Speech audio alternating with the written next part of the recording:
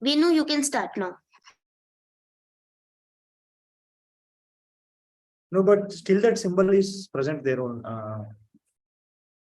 We are live on YouTube as well. Okay, I think it is coming. Okay, cool. So we'll start. Let me share my screen.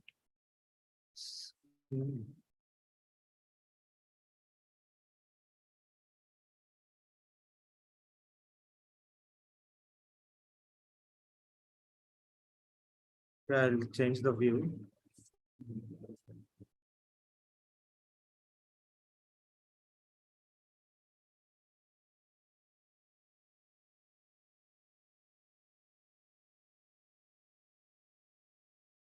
Okay, so can you all see my screen, everyone?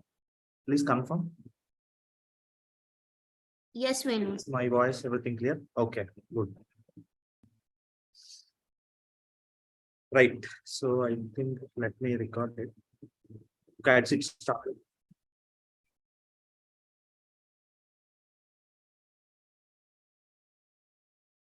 Okay, cool. So good evening all. Sorry for the delay. There is some small technical glitch is there. I hope now it is resolved. Cool. So the topic today, which we are going to discuss, is time and space complexity. Right. So first of all, I'd like to welcome you all to the class. So and I introduce first myself. I hope you all know, but just as a formality. Right. So myself, Venugopal Panchumarthi. I did my BTech in computer science from IIIT Newsweed, and I did MTech from Hyderabad Central University, and I cleared GATE with 95.6 percentile, and then UGC net both assistant professor and JRF. Right, and before joining to Masai, I worked as a software developer engineer at EA Sports, which is one of the video gaming company. Then I more interested towards teaching, so I resigned the job and I joined Masai as a senior curriculum engineer. And in Masai and outside Masai, close to I mentored 5,000 plus students, and I'm having more than 5 years of teaching experience, both in DSA as well as and other computer science subjects also. Cool. So now without wasting much time, so let's straight away start the topic, that is time and space complexity. So before I start, I'm going to divide this topic into two parts. So part 1 and part 2. So part 1. Okay, and then I'll call it as a part 2. Part 2. So friends, in part 1, basically what we will discuss is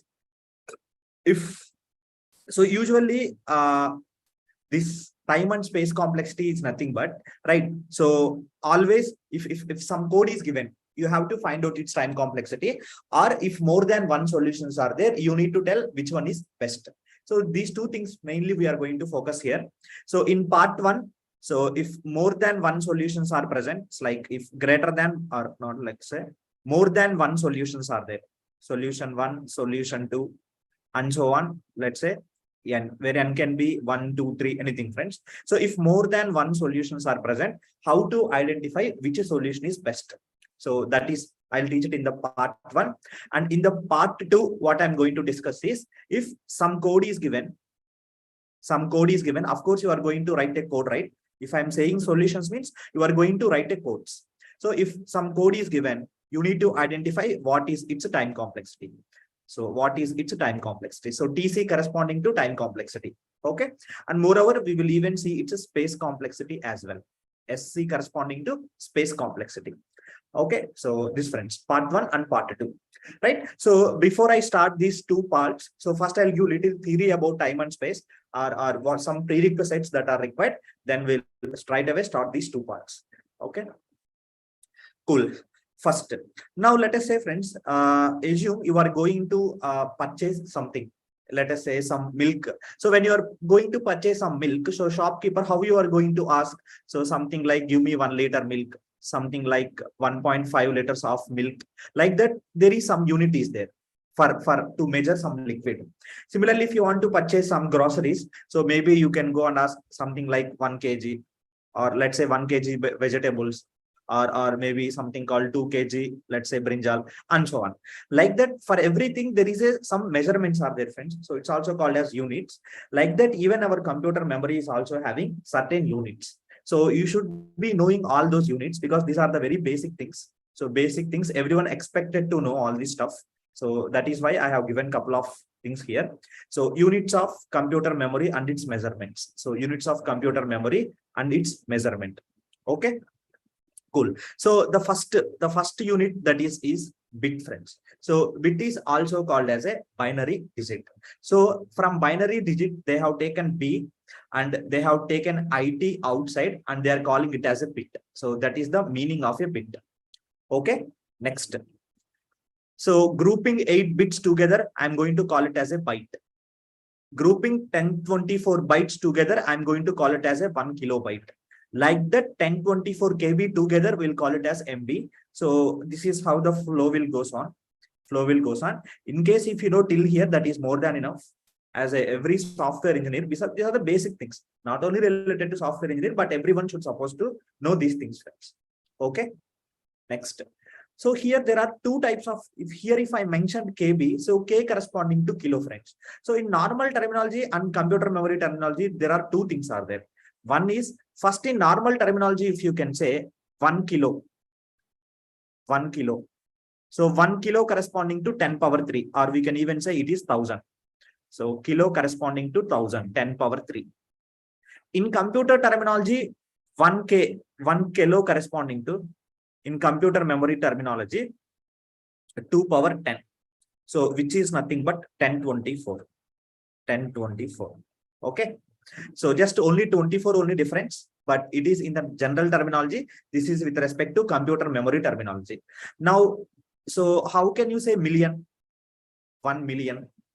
So 1 million is nothing but kilo into kilo. So kilo into kilo is nothing but a 1 million, friends. So which is, kilo means already you know 10 power 3 into 10 power 3. So which is 10 power 6 is nothing but 1 million. 10 power 6. This is in the general terminology. Whereas in the computer terminology, so with respect to million, we are having something called as mega. So say mega is nothing but kilo into kilo. So K into K. So K corresponding to 2 power 10 into 2 power 10. 2 power 10 into 2 power 10. So which is nothing but 2 power 20. 2 power 20. Okay. So like that. Next you are having 10 power 9. If it is 10 power 9 here, okay. So equivalently here we are having 2 power 30. So which is also called as GB. So if you see here 1024 GB, which is 1 TB. So 1024 MB, which is nothing but 1 GB. Like that, friends. Okay. So just give a basic idea. I told all these things here, and you should know like 2 powers numbers till 10. So 2 power 1, 2, 2 power 2, 4, like that. So till 2 power 10, you should be knowing. So you should be knowing all these numbers. Okay. So next, I hope you understood all these basic terms. Okay. With that, so let's move on to the next thing, that is part 1, friends. Part 1, what I discussed here in part 1, if more than one solutions are present, okay, so you need to identify which solution is better. In part 2, we'll take a code and we'll analyze what is its time and space. Okay. So now so maybe in your childhood or probably in 9th or 10th standard, you might be heard something called as functions. So you might be heard something called functions in mathematics, not in general functions, friends. So functions, let's say for example, if you take f of x is equal to x square. F of x is equal to x square. So which is also called as y. So y is equal to f of x, that is equal to x square. So whatever the functions that we study, so we popularly use all these functions because this is related to math functions. Okay. So we will use in algorithms as well. Basically, these algorithms are derived from mathematics only. Okay. Now f of x. Now we are going to keep some values of x and we are going to get some output. If you keep x is equal to -1. So what is its corresponding x square? 1. If you keep x is equal to -2, so probably we are going to get 4. Maybe if you keep 2, again we will get 4. If you keep 3, we will get 9. Right. So some input, it will take some input and it will give some output. So that's the function, right? For every function, some input will be passed and we'll get some output. Now, like that, many functions are there. So if you take, this is also called as a quadratic. F of x is equal to x square. Maybe if you take f of x is equal to x cube, so which is also called as a cubic. Maybe if you take f of n is equal to root of n. root of n. So which is also called as a square root. So like that, there are some well-known functions are there, which we will frequently use in the DSA, which will frequently use it in the DSA. And now let's see what are those functions. Right. So now first, so algorithms TC corresponding to time complexity. So in algorithms, so time complexity is very much related to functions in the math. So whatever the functions that we study in the math, so they are very much related, friends. So at the end of the class, you will get the clarity. Now, the following functions are commonly used in the algorithms. So I have written for your reference a couple of functions. So I have written for your reference couple of functions in the order. So first one is nothing but a constant function. So in the constant function, we will represent with 1 in algorithms. So this is algorithms 1, friends. Logarithmic, that's in the representation log n. Square root, we can also represent root n. Next one is linear, n. Linearithmic means n into log n. So next quadratic is n square. Next cubic, n cube, exponential, factorial. So like that, these are the some other functions also there, but these we will use it frequently, friends. So if you take log n, so when we study about binary search, so there is a one topic called as binary search. So there you are going to study about log n time. Next, if you take root n, so there is a problems like finding a number is prime number or not, where we can get about root n time. Now, if you take n time, so maybe sum of the array elements. So sum of array elements, so which will take sum of array elements, which will take n time. Next, if you take n log n, so probably n log n where sortings are there. So sortings are there, especially merge sort and bubble sort. If you take n square, so bubble sort and selection sort is there. Bubble sort and selection sort. Just I'm giving an example, friends, like that n cube. So n cube is find a triplet. Find a triplet. So there in brute force time, you will get time complexity as n cube. Next, exponential time. So when you study about DP, you will get to know.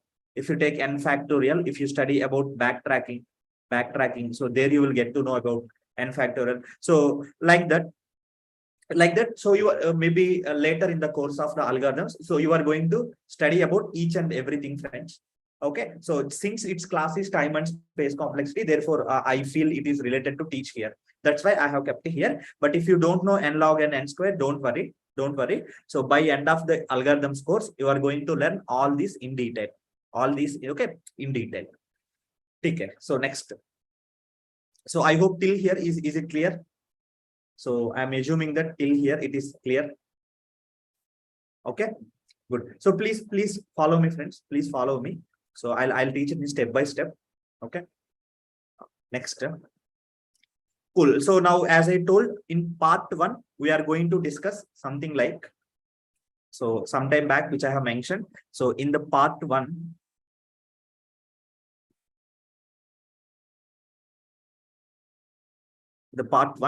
so we are going to discuss if more than one solution is exist, right? Then how to deal. So of course, at the end, you need to choose the best solution. If more than one solutions are there, you need to identify the best solution. Correct. So for one problem, usually many solutions are possible. So let me take solution 1, solution 2, solution 3. In general, n solutions are there. So out of these n solutions, there is only one best solution is there. So there is only one best solution. Okay. Now you need to identify what is that best solution. Okay. Now let us say, okay, we will take, there is some proper defined steps are there. So if more than one solutions are there, how to identify? So how to identify, which solution? So I have a couple of steps that I have written, friends. So how to choose which solution is best when we have more than one solution. So when you are having more than one solution, so there are some steps that I have written. So I'll take this with an example. So for example, if I take n square into log n, this is one function, n square into log n, and another function is n into root n. So n square log n is the time complexity of the code 1. So time complexity 1 for the same problem. Next, I have written another code, so where it is taking time complexity 2. Okay, so now I have asked one problem. I have given one problem, asked you to write a code, and you wrote the code, and from that code, I identified that time complexity. So like that, another student also same problem, wrote different code, okay, and he got a different time complexity than which you got it. So let me call TC1, which this code time complexity. Let me call TC2, which is this code time complexity. Now among n square log n and n into root n, now I need to identify which one is best, friends. Which one is best? That is my target right now I am having. Okay, so is there any steps that are there to identify? Yes, we are having some steps. We are having some steps to identify. Now let me explain what are those steps. What are those steps? Okay. Cool. Now check here carefully. First step is cancel all the common terms in the functions which you are comparing. So I'm comparing n square log n and I'm comparing n into root of n. So I'm going to identify, is there any common terms are there between n square log n and n into root n? Yes, n is the common term, friends. So because if you take this is n square log n, I can write it as n into log n. I can write. Second function, it is n into root n. So you are going to compare these two. So n square log n versus n into root n. So what are the common terms that are there between here? What are the common terms? Okay, so this is n into root n. This is n into log n. So now if you take n is common, right? Between this one and this one, n is common. Therefore, I will cancel n and n. After cancelling, then what I am left with? I am left with n into log n. I'm left with n into log n and I am left with root n. Now I need to compare these two terms now. Okay. Now apply log to all the functions which you are comparing if required. So now if required, I will try to apply logarithm on both of these functions. So this step is optional. So what is the second step? So this is optional, friends. You can apply or don't apply, not required. Okay. So if required means it is optional. If need, you can apply. But every time you can apply, nothing wrong in that. Nothing wrong in that. If you want, you can apply also. I will tell you, if I apply log, what will happen? If you do not apply log n, what will happen? Once after applying that log, then put very large values of n. So maybe like 2 power 1024 or 2 power 1024, something like that. Okay. So now from this slide, I am taking this example, continuing. So after cancelling the terms, you are left with n into log n versus root n. Now I have to compare these two things. So there are two things where we can do. So first, we can apply the log, and without applying log also we can able to solve this. So first I'll explain here without applying the log. So I'll explain here without applying the log what will be the result. So this is without applying the log.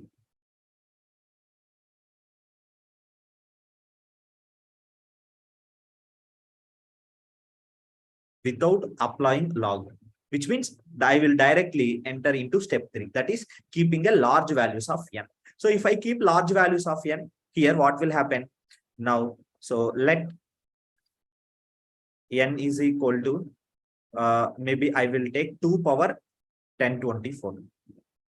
I'm just taking, friends. So now what will happen? N place 2 into 2 power 1024 into log n. So log of, in place of n, I'm going to keep 2 power 1024. Similarly, I have to even apply log also here also. I mean, no log, right? So without applying log. So root of n. So root of n, I can write it as n power 1 by 2. Root n is nothing but n power 1 by 2. Now what I will substitute in place of n? So I'll take 2 power 1024. Okay, whole power 1 by 2. Whole power 1 by 2. 1 by 2. Okay, so now I'll see left hand side what is its value. So this is 2 power 1024 into this is, as per the properties of logarithm, I can bring 1024 to the forward. I can bring 1024 to the forward, and this is log 2 base 2.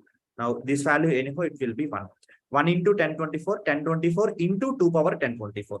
Now you check, this is 1024 into 2 power 1024. Now if you check this one, so a power m in power n, a power mn. So this is going to become 2 power 512. 2 power 512. Now if you compare these two, which is small? Of course, this is small. So this is small. Second one, right? So root n is, which means root n is small, friends. So root n is nothing but this, right? N into root n, right? Therefore, time complexity 1 and time complexity 2, if you compare, time complexity 2 is better.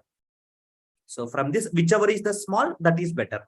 So therefore, TC2, time complexity 2 is better. Time complexity 2 is better. Okay. Now here, without applying log, if you apply the log and see what will be the result. So if you apply the log and we'll identify, friends, what is the result. Okay, so if I apply log for both of these terms after cancelling, then what we are going to get it. So if I apply log base to both of these, n into log n base 2 versus I'm going to apply log for this also, n root n. So n power 1 by 2. N power 1 by 2. Now from the properties of logarithm, log a into log b, log a plus log b, I can write it. Therefore, this is log n base 2 plus log of log n base 2. Similarly, this half into log n base 2. Half into log n plus half into log n, friends. Now after applying the log, now substitute n value. Let n is equal to 2 power 1024. If you keep 2 power 1024, here you are going to get a value of 1024 plus here you are going to get a value of 10. I'm writing directly. Okay, after substituting, you will get the same values. So 1024 plus 10. Whereas if you check this, so half into in place of n, if you keep 2 power 1024, then what will happen? 1024 will come to beginning. So half into 1024, which is going to become, so half into, so in place of n, if you keep 2 power 1024, then this 1024 will come to beginning. So half into 1024. So this is 1024. So which is going to become 512. Whereas this one, 1034. Among this, which one is small? Again, second one only small. So this is small. Therefore, so this is 1034 and this is 512. So this is small. Therefore, even without applying log or after applying log, you will get the same answer. So it is up to you to whether apply the log or not, friends. But still, you will get the same result. So this is how usually we are going to compare if two functions are there, which one is best. Okay. Now we'll take some examples. So now let's take the first question. That is f of n is equal to n square and g of n is equal to n cube. Now I need to tell which one is best. So n square and n cube. So this is n square and this is n cube. Now first cancel the common terms. So n cube, I can write it as n square into n. So n square will cancel. Here it is 1 and here it is n. So of course this is small. So this is small. So if this is small means f of n is best. F of n is best. Straightforward we can say, friends. Straightforward we can say. Now let's come to the second question. 2 power n and this is n square. This is n square. Let's apply if any common terms are there, we'll apply. First of all, any common terms are there to cancel? No common terms. So then let's apply the log here. So if I apply the log here, what will happen? So this is 2 power n. If I apply log base 2, so 2 power n. So if I apply log here, log base 2 into n square, then this n will come to the beginning. So this is n into log 2 base 2. So n into 1. Whereas this is 2 into log n. 2 into log n. Now this is n and this is 2 into log n. Now keep very large values of n. So let n is equal to 2 power 1024.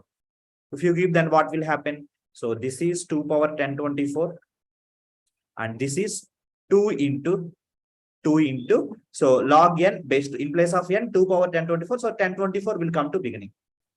So this is 2 power 1024. This is 2 into 1024. Of course, this is small.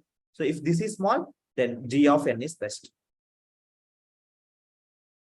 Okay. Now here you might be getting a question, why log base 2 only? So there is one convention, friends, in algorithms. In algorithms, we usually use log n base 2. The reason why I am applying base 2 here is everything is in terms of 2 powers. Everything is in terms of 2 powers only. Everything is in terms of 2 powers only. That's why I have taken log n base 2. Maybe when you study binary search, there also you are going to see. Okay. So that is the purpose. Next, 2 power n and 3 power n. So 2 power n, 3 power n. Naturally, we can tell. See here, one more thing that I forgot to mention. So always n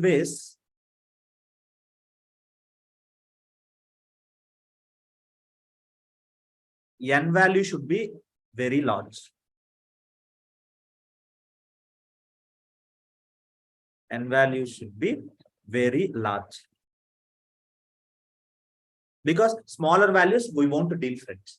And we won't even deal with smaller values under the negative values. We should always choose very large values of n. Now, if you see 2 power n, 3 power n, of course, 2 power n will be small. Of course, 2 power n will be small. So therefore, who is best? 2 power n is best. So f of n is best. F of n is best. Right? See, pay attention here. I know many of the people are taking light, because if you did not understand, trust me, later you are going to face difficulty. Therefore, so please concentrate here. Next, n and, so one is n. Next is log n base 2. You are multiplying by 100 times. You are multiplying it by 100 times.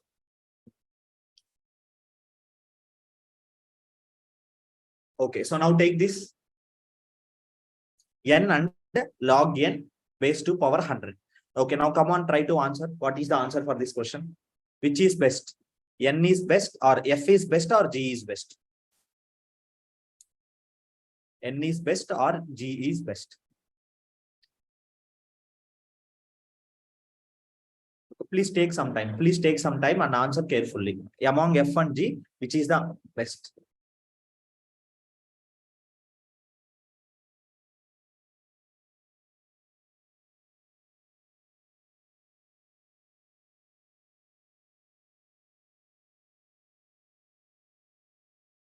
N is best. Now, if I say the answer, you might be doubting. Apply the same process. Apply the same process. Don't be in rush. Don't be in a rush.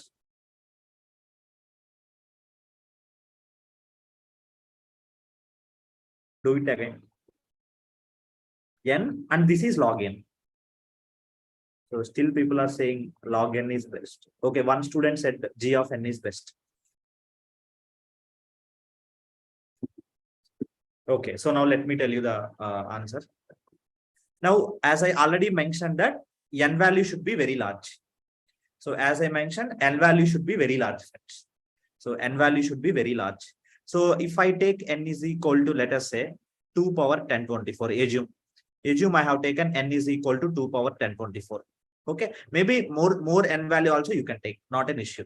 So here, this is going to be 2 power 1024. This is 2 power 1024. Now, whereas log n base 2, in place of n, if you keep 2 power 1024, then what is this value, friends? So in place of n, if you keep 2 power 1024, then I can bring this 1024 to the beginning, which means this 1024 I have to multiply by 100 times. I have to multiply by 100 times. Correct now. So this 1024 will come to beginning and this is going to become 1024 power 100. Now, is my 2 power 1024 big or 10 to the power of 1024 power 100 is big? So it is little difficult, friends. It is little difficult to compare. So that is why apply the log so that it will simplify the result. Now I will explain if I apply the log, what is the advantage. So now check here. If I apply the log, what is the advantage? So if I apply the log for this one and this one, so for n and for log n base to power 100, if I apply the log, what is the advantage? Okay, so this is going to become log n base 2, and if I apply the log of log n base 2, okay, so power 100. Now from the properties of logarithms and this 100 I can bring it forward. Then what will happen? 100 into log of log n base 2. Okay, now let's start substituting. N is equal to 2 power 1024. So now let n is equal to 2 power 1024. Now if I substitute, now we will see which is giving the small value. Now if I keep here, then what is this value? Log n. Now what is this? In place of n, if I keep 2 power 1024, so it will be 1024. Now here, first, if I keep, now in place of n, if I keep 2 power 1024, right? So this 1024 will come and it will come here. So whatever that is coming here, this one, I can write it as 2 power 10. 2 power 10. Again, this properties of logarithm, 2 power 10 will be coming to big. So to solve this, you should be good with basic logarithmic formulas. Okay. So I assume that you know the basic logarithm formulas and I am continuing, friends. Okay. Now 10 into 100. So which will be 1000. Okay. So I hope is this clear. Now tell me among these two, which one is smaller? Of course, G is small. Therefore, G of n is best. Now you might be getting a doubt here. This is 10, only 24 only difference. It is not that much of difference, but still how it will be bigger. Okay, so here if you see, this is 1024 only. This is 1000, friends, not too much difference. So if you try to increase these values now, from 1024, maybe if you can keep 4096, then slight difference you might be found out there. Because here 2 power, this is 1024 straight away. 2 power, how much is this value? That value is coming directly here. Now, if you can increase this to bigger, little bigger, then here what will happen? 1024 will be gone. Here you will going to get 4096. But what about here? Here, how much you will going to get it? 100 into 4096 in terms of 2 powers. How much I can write? 2 power 10 is 1024. 2 power 10 is 1024. After that 11 is 2048. After that another 2 is 11. So this next is 12. So this is 4096. 2 power 12, friends. 2 power 12. Right? So which is 2 power 12. Now this one you can multiply with. Now apply in this formula. 12. Now how much? Now this is 1200. Whereas this is 4096. Now previously 1024, 1000. Now 4096, 1200. See, slightly if you observe every time, the difference is going to be creating large. Previously only here and here, the previously difference is 12 only, 24 only. Whereas now if you see the difference, where is 1200 and where is 4096? Now further if you can increase the n value. So as n value larges, as n value going to large, you may find a clear difference. That is why I told you to use always larger values of n. Okay, so it is important point. Next question. N power root n, n power log n. Now try to take this question.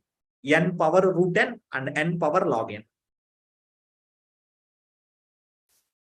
Now F1G, which is best? This is n power root n and n power log n. Which one is best?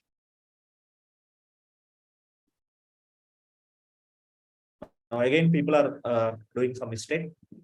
N power root n and n power log n.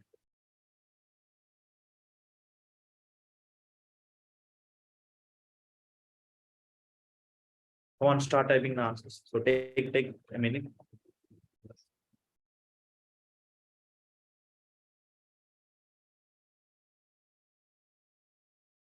So here you just need to identify difference between root n and log n. If you know among root n and log n which one is best, then answer is done. So you just know among root n and log n which one is best, then your answer is done. Among root n and log n, you should supposed to know.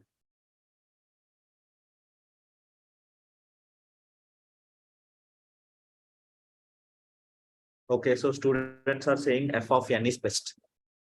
Someone saying g of n. Right. Let me explain. Let me explain, friends, what is the correct answer. So if you check here, n power root n, n power log n. So bases are same because here also n and here also n. So if you can find out among root n and log n which one is best, so our problem is done.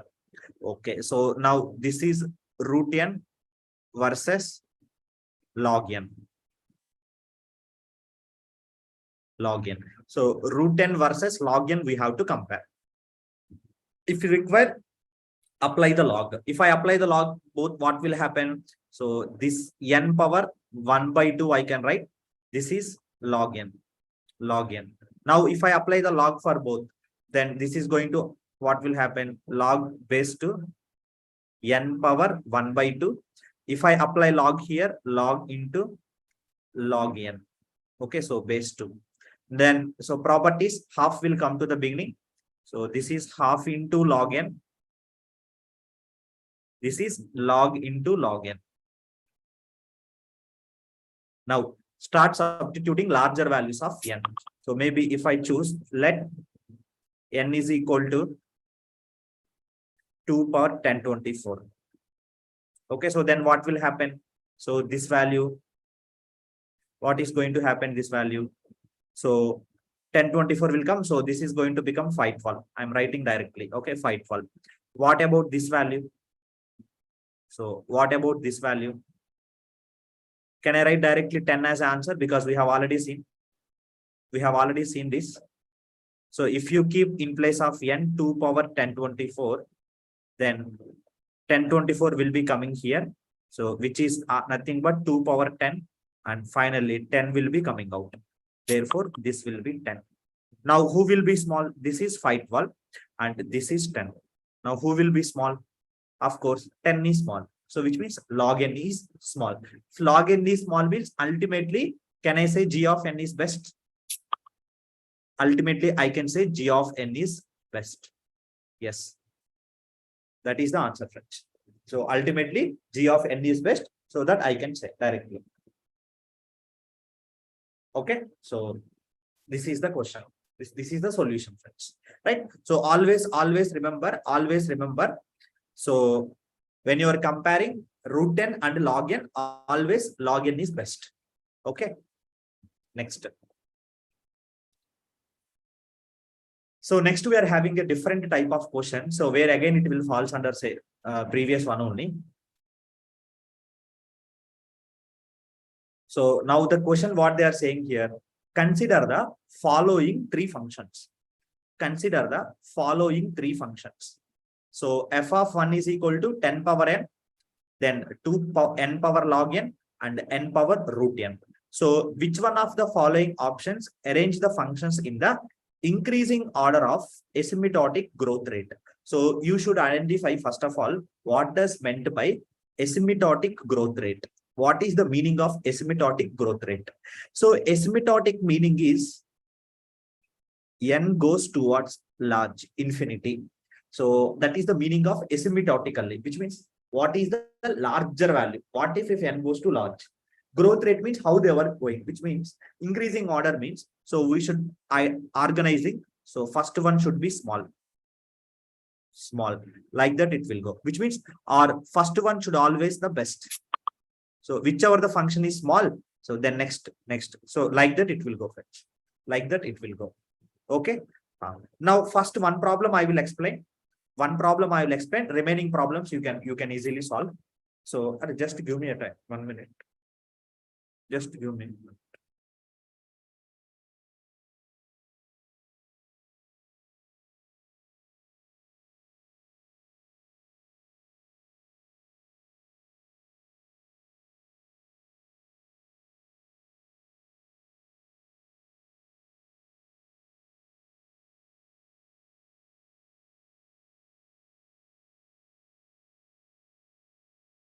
Can you all see my screen? Huh? Okay. Okay. So how would you solve this question? So see everyone carefully. So when you are solving these type of questions, now previously we have seen only two type of functions only, friends. So previously we had seen only two types of functions. One is n power root n and n power log n, or something like n and log n power 100. Now what happened is we are having total three functions here. So if total three functions are there, how should we compare? So always when they are given like this, you should supposed to identify which is the polynomial function, and which is exponential function. You should supposed to identify first. So exponential functions is something like, so 2 power 10, or something like 2 power n, or 10 power n, like this. This is called as an exponential function, friends. What about polynomial functions? So polynomial functions are n square, n power cube, like that. So always polynomial functions will always give the better result compared to exponential functions. So always polynomial will give the best answer compared to exponential. And when you are calculating this, remember always n should be large. Remember always n value should be large. Okay. Now let's start comparing. So first one is 10 power n. Second one is n power log n. So second is n power log n. So if no base, I will assume 2. Next is n power root n. And this is f1, and this is f2, and this is f3. Okay. You already know among f2 and f3 who will be small. So they are asking us to increasing order, which means smaller one should supposed to come first. So small one should supposed to come first. Small one comes first. Okay. Now among n power log n power root n. You know already log n and root n, log n is best. Therefore, can I write f2 is small compared to f3? So this is clear. This is clear. So f2 is small compared to f3. Therefore, f2 and then f3. Okay. So next f1. Now where I should supposed to keep f1? I can keep here or here or here. So you know already f2, after that f3. Now where I have to place my f1? Now if you check, f1 is an exponential, friends, 10 power n. So which is an exponential function. So always exponential function will have a larger time complexity. Therefore, f1 will come here. Okay. So the answer is f2 less than f3 less than f1. Now which of the option is matching? F2, F3, F1. They're asking increasing order. This is important. So first F2, then F3, then F1. Option D is correct. So option D is the answer, right? Okay. So next. Now, yeah, now take this question. Now take 2-3 minutes of time. First of all, note down all these things and then start answering. So maybe take a 2 minutes of time and then start answering this.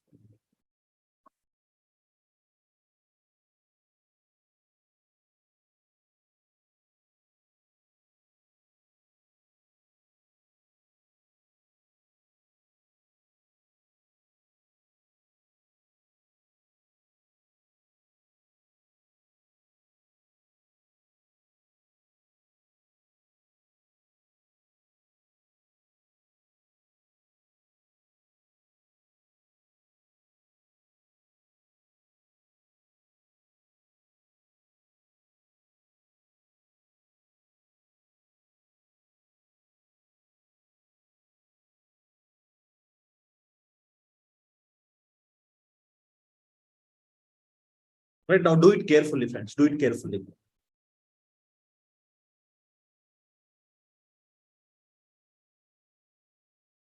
Okay, option B. Many of they are saying option B. Remember, friends, always larger values of n. Remember, always larger values of n you need to answer, right? Okay. Now see this, let me explain. So one is, so let me note down all. So first one will be 10, then root n, then n, then log n, and then 100 by n. 100 by n. Okay. Now every option, if you see, again they're asking the correct arrangement of the above functions in the increasing order of asymptotic time complexity, which means in the increasing order only we need to mention. So smaller one should supposed to comes first.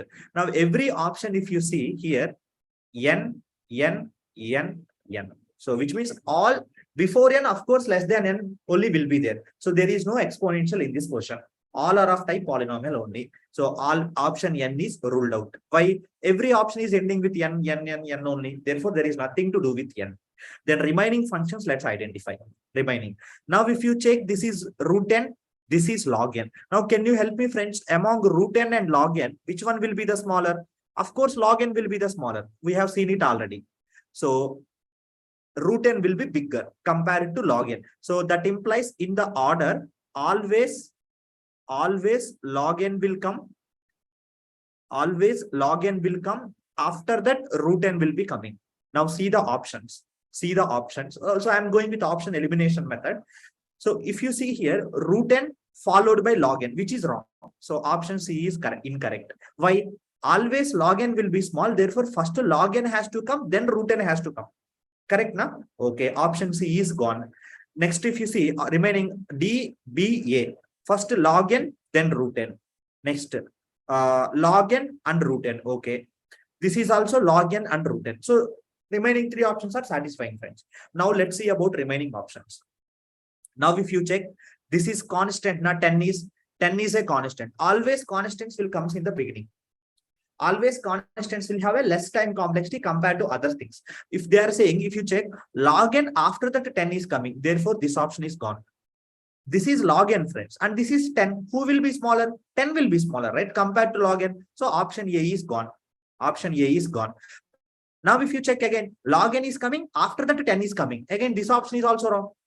This option is also wrong. How 10 will come after log n? No, 10 has to come before log n.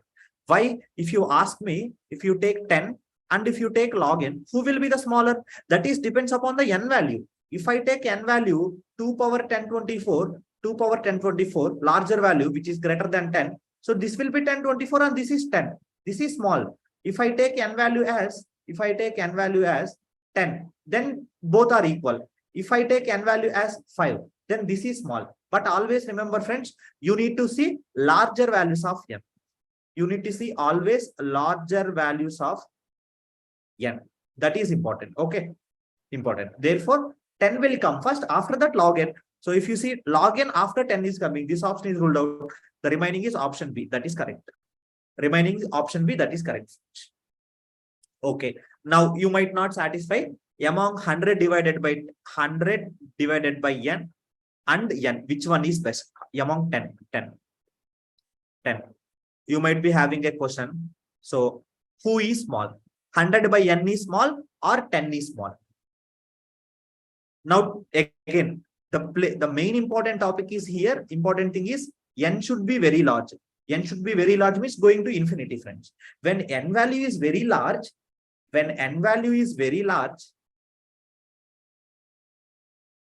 okay, what about 100 by n? It will be small. It will be small. Am I correct? Simple mathematics this is.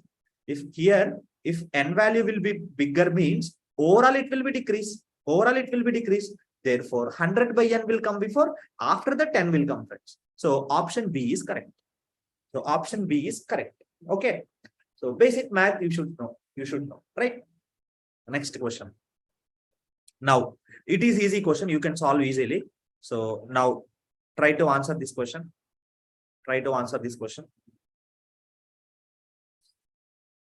So again, increasing order of asymptotic time complexities.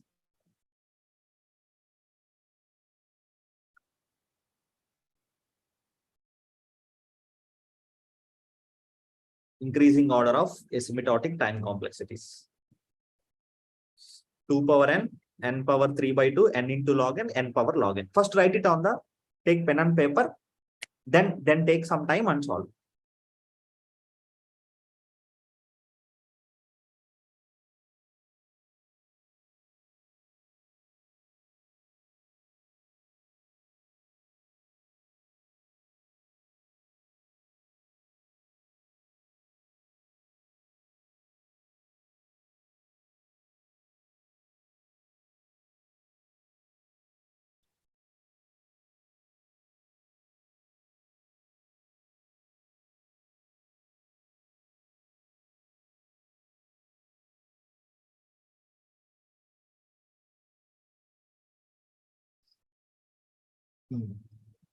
So already getting couple of answers.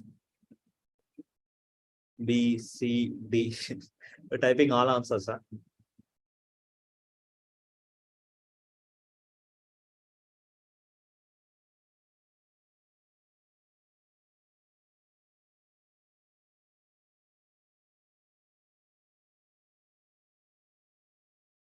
Option B locked. People are saying option B locked. Okay. Let me answer. Easy questions only, friends. Easy only. This is. So what are the different functions that they have given here? One is 2 power n. Next is n power 3 by 2. Then n into log n. Then base nothing is given. I'm assuming as log 2. Okay. Next, this is n power log n. Right? So they are asking which of the following option provides the increasing order of asymptotic time complexity among F1, F2, F3, and F4. So when they said that increasing order, smallest one should always comes in the beginning. Okay, na? Now every option, if you see here, it is either starting with F3 or it is starting with F2. Now you need to identify among F3 and F2 which one is best. So among F3 and F2, you need to identify which one is best. F3, F2. So that two options will be eliminated. Because it is either start with F3 or it should start with F2. Okay, so now first let's try to solve this. So what is F2? N power 3 by 2. Next is F3, n into log n. N into log n. Now tell me, friends, n power 3 by 2, can I write it as n into n power 1 by 2? Can I write like this? Okay, n into n power 3 by 2. If you write also, what will happen here? N power 1 plus 1 by 2. So which is again become n power 3 by 2 only. Okay, so we can do like this. There is nothing wrong. We can do, friends. And this is anyhow n into log n. N into log n. Now can I cancel n comma n? Of course, if you are comparing two terms, if there are common, you can cancel, no problem. Then this is going to become root n and this is going to become log n. Okay, so this is F2 and this is F3. Now you already know among root n and log n will be the small. Correct? Therefore, F3 should supposed to come in the beginning, which means option C, option D gone. Because they are saying that F2 is small. No, F2 is not small. F3 is small. So two options are gone. Then F3, F2 decided. Now next to F4, F1, F4, you need to decide. Okay. Now let us decide among F1 and F4 who will be the best. Right? Because now we are left with only two options, A comma B. Both F3, F2, F3, F2. Now F4 and F1, you need to decide. See how cleverly they have given the options. How cleverly they are given the options. Right? Okay. Now let's again identify, friends. Right? So now where are we at? Yeah, you need to compare F1 and F4, which means, so what is F1? F1, that is 2 power n. What is F4? N power log n. N power log n. Now tell me who is best. 2 power n is best or n power log n is best? F1 and F4. Among these two, if I decide, finally I will get my answer. Okay. So if you are confusing, then better apply the log. Okay. if you apply the log, what will happen? Or if you don't want to apply log, directly place n is equal to 2 power 1024. Directly you can place 2 power 1024. Then what will happen, friends, here? 2 power 1024. 2 power 1024. Okay. 2 power, okay, 2 power 1024. Now, if you see on the right hand side, in place of n, if I keep, or better apply log only, so there is no confusion if you apply the log. So this is going to, if I apply the log, what will happen? Log base to 2 power n. If I apply the log here, log base to, so n power log n power log n. So can I bring this n to the beginning? Yes. So it is going to become n. Now here it is going to become log n base 2 into log n base 2. Base 2. Okay. Now it will be easy. Now try to keep a larger values of n. Now if you keep a larger values of n, what will happen? So let n is equal to maybe 2 power 1024. 2 power 1024. Then what will happen? So this is anyhow n. So which is 2 power 1024. Whereas right hand side log n into log n. What will be the log n if I apply 2 power 1024? This is 1024 into 1024. 1024 into 1024, I can write it as 2 power 20. Why? Because this is 2 power 10 and this is 2 power 10, 2 power 20. Now who will be small? 2 power 1024 or 2 power 20? Of course, 2 power 20 is small. Therefore, F4 is small. So which means F4 is small. After that, F1 will come because F1 will be bigger. Now see which option is there. So among A comma B, option A, F4 and then F1. So option A is correct and B is wrong. B is wrong. Okay. So this is how you are going to solve it. Okay. Maybe someone said that 2 power n is exponential. Directly we can decide. Yeah, of course, that is also true. Yeah, that is also true. So you can directly decide that F4 is best. Right? Because F1 is an exponential. So always it should come at the end. That is also one good approach. So one last question based on this model, and then we will move on to the part 2. Now, next final question. Arrange the following functions in the increasing order of asymptotic order. So,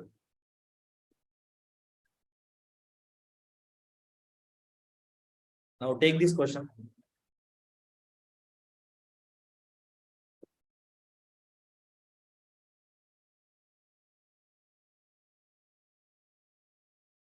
Do it carefully, friends. Okay, do it carefully.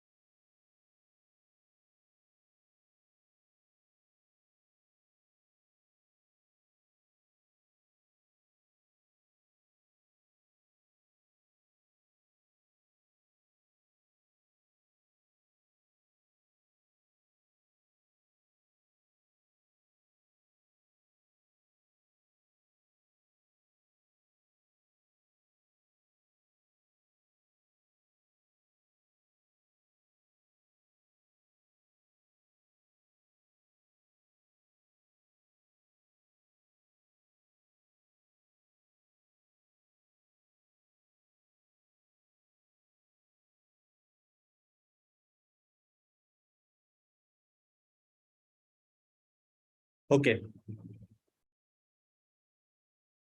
In D, 9 is the power. This is log n power 9, which means n and log n you are multiplying by 9 times. Like log n into log n into log n. Up to 9 times you are multiplying. That is the meaning of that. Option D meaning is that. See, always go with options. It will be, life will be easy. If you go with options, life will be easy.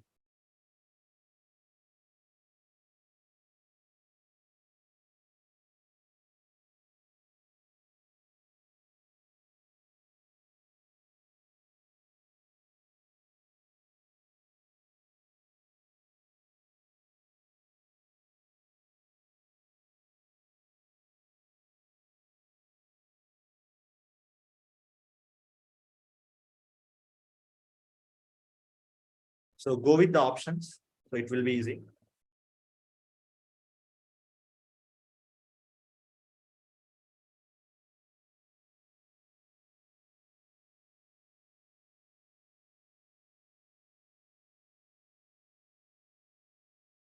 Okay, so let me explain now solution. Please everyone see here.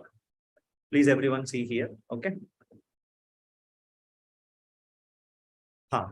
So in every option, if you observe, it is ending with either EB, EB, EB, BE. So if you decide among E comma B, who is smaller, then something we can do better here. That is, what is option E? Option B, one is E power N, and this is 1.0000001 power N. Now, what is meant by E? E is a constant, friends. So its value is around 2 power 7 power N. 2 power 7 power N. Now, of course, this is large compared to this. So this is small. This is small. So what is this option? So this option is corresponding to B. And this option is corresponding to E. Among B comma E, E will be small. Therefore, first E will come and then B will come. So option D is gone. Option D, they are saying first B. No, because they are asking arrange the following in the increasing order of asymptotic order. Correct now? Therefore, option D is gone. So when option D is gone, we are left with 3 options, and every option EB, EB, EB only. Therefore, we can rule out. Option B is gone. Option E is this. These 2 are gone. Now remaining is we are left with N power 1/3 and N power 7/4 and N power N into log N. We are multiplying it by 9 times, friends. So log N, you are basically multiplying by 9 times. Now this is option A, this is option A, and this is C, and this is D. Now among A, C, D, we need to decide. Among A, C, D, we need to decide, right? So which is these first 3 options. First 3 options. Now every option, if you see A, D, D, A, A, C. Therefore now A, D. So A, D. Or else let's not these options. So we will think here. So this is EB, EB, EB. Right? Now ACD, DAC, ADC. Okay. So this is A and this is D. Now check here, friends. This is N power 1/3. And this is N power 7/4. Now this one, can I write it as? So N power 1/3 is how much? N power 0. I think 1/3 is 33, 0.3333 something. 33, something like that. Okay. Now what about 7 divided by 4? 7 divided by 4, N power 1.75. Someone said that 1.4 1 plus 3/4, 0.75. So 1.75. 1.75. Now tell me, friends, which is smaller? This is smaller or this is smaller? Of course, this is smaller, right? This is A and this is E. Who will be smaller among A comma C? A is smaller. A is smaller, friends. Therefore, first A has to come, then only C has to go. Now, okay, A and C. Here also A and C. Here also A and C. There is no use. If you comparing A and C, there is no use. Because every option AC, AC, AC. Okay, maybe with some other value, let's compare. Let's other value we will compare. Okay. Let us compare with C comma D. C comma D. Okay, if you compare C comma D, maybe that is better. So option C is N power 7/4. 7/4. Okay, this is N into log N, you are multiplying by 9 times. Okay, so N power 7/4, can I write it as N into N power 3/4? Can I write like this? Can I write like this, friends? Of course, I can write it. If you add 1 plus 3/4, it will be 7/4 only. So I will cancel the common terms. N comma N, I will cancel. Then I am left with N power 3/4. N power 3/4 and log N, you are multiplying by 9 times. Now I need to identify who will be the smaller. N power 3/4, which corresponding to option E, and log this corresponding to D. Now among, I think this is C. This is C. Now among C comma D, I need to decide which one is better. Which one is better? This is C and this is D. Which one is better? Again, try to take a larger values of n. You will get to know log n will be small. Log n will be small. If you take larger values, you take. So first D is small. After that C. So any option, first D has to come, then C. Now check. So D and C. This is also D and C. This is C and D. So option C is also gone. Option C is also gone. Okay. Now DC. DC. Okay. Now here ADC, DAC. Now try to take A comma C. A comma C. Now let's compare A and D. If you compare A and D, who will be smaller? A will be smaller because n power 1 by 3. This is n into another value. Of course, A will be smaller, right? Therefore, option A. Option A. Option A is correct and option B is wrong. I think we can compare A comma D beginning itself. Right? So this option A straight away will be gone. So option A is correct, friends. Right? So later again you rework on that, you will get the answer. You'll get the answer. Okay? Cool. Next, one of the very important topic, that is big O, which is also called as order of. So there is a one symbol which you can represent the time complexity. This is called as big O. Inside, if you write something like, so how you are going to read this? Big O of n square. Big O of n square. This is how you are going to pronounce it. Or you can even pronounce order of n square. Order of n square. Okay, so order of n square. So this is how you are going to pronounce it. So big O of n square or order of n square. Like, what does its meaning? What does it meaning? So which is used to represent the time complexity of any code. So this big O used to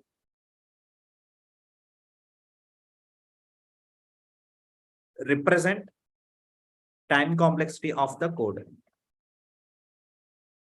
Time complexity of the code. So let me tell you the proper definition of it, and then we will look into the example. Okay, so big O notation also same. Yeah, same. So f of n is big O of g of n. So let me write it here. See the definition, friends. F of n is equal to big O of g of n. Okay, when can I say? When can I say? See, f of n is one function. Okay, it can be n square, n cube, n power 3, anything, friends. Maybe I can take f of n as some function as n square. And I am going to take another function g of n as n cube. So when can I say that n square is order of n cube? It should follow certain criteria, friends. What are the criteria? So if and only if and only if and only if it should satisfy this condition. F of n is less than or equal to c into g of n, c into g of n, such that there exists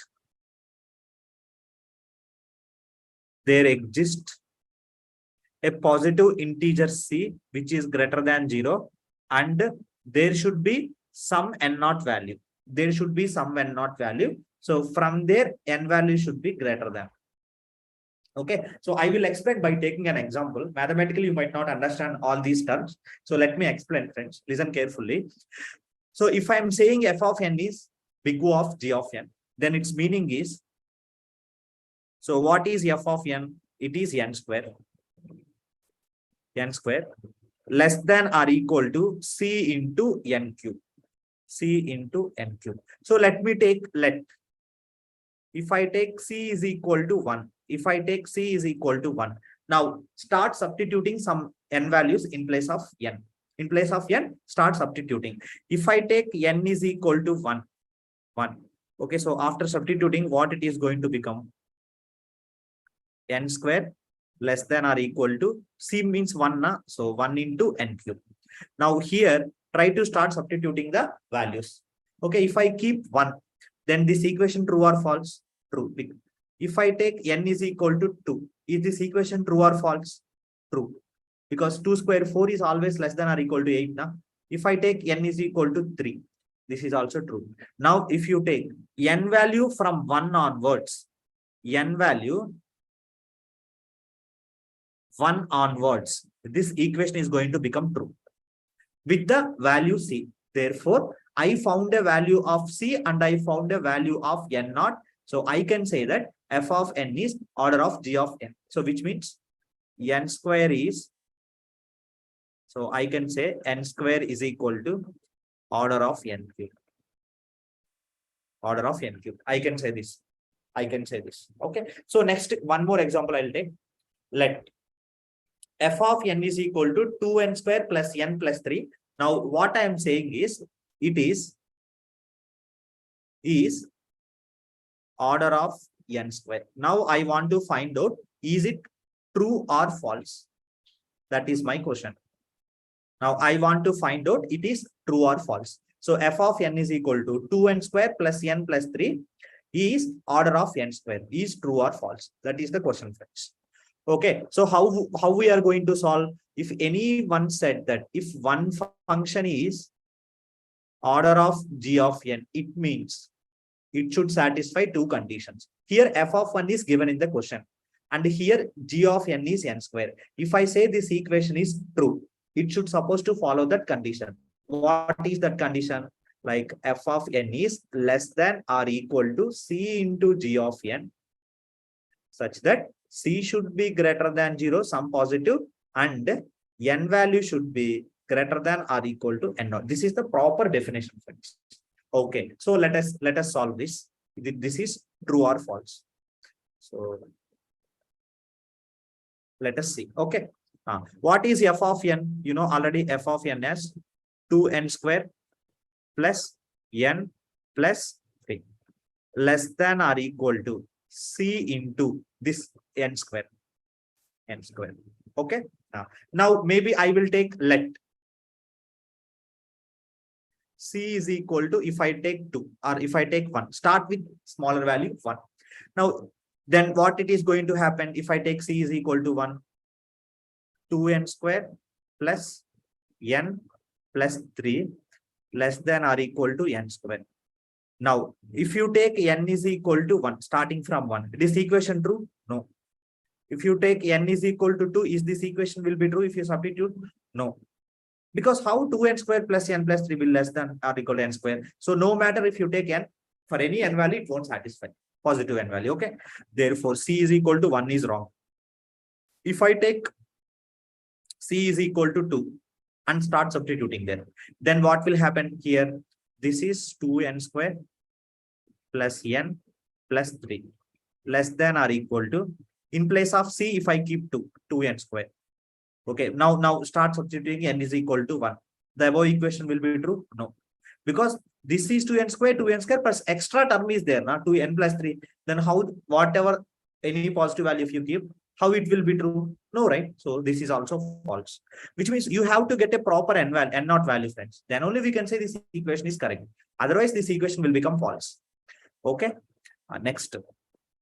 Now, if I take c is equal to 3, then what it is going to become? Left hand side 2n square plus n plus 3 less than or equal to c value 3 into n square. Okay.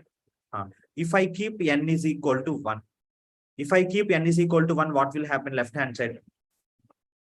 So this is 2 plus 4, it will become 6, and this side 3. So equation will be false. Let me take n is equal to 2. If I take n is equal to 2, what will happen? This is 2 square, 4 into 2, 8 plus 2, 10, 10 plus 3, this is 13.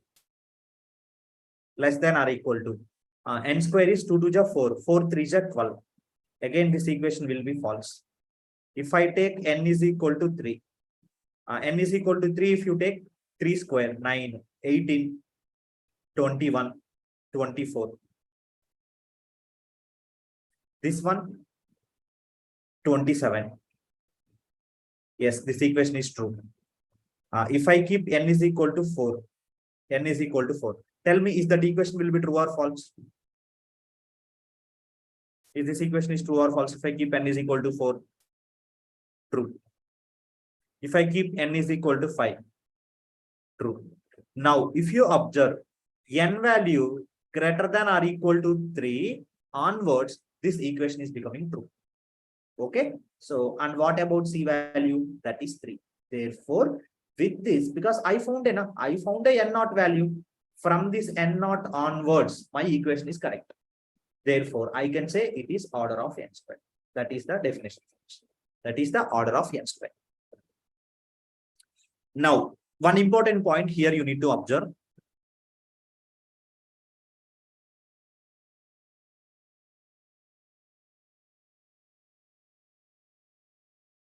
So f of n is equal to 2n square plus n plus 3. So this is order of n square is correct. Now, if order of n square is correct, can I say order of n cube is also correct from this definition? This whole value is less than or equal to n square is correct means, can I say this is less than or equal to n cube also correct? Yes, of course you can say. Definitely, if this value is smaller than this means, then this value is smaller than this. Therefore, this is bigger than this. Then we can say this is also correct. This I say order of n power 4 also correct. This is order of n power 5 also correct. I can say, but which is closest one that we need to take? Among n square, n cube, n power 4, who is closest to this function? That one we need to take, friends. So maybe I can say one example like that.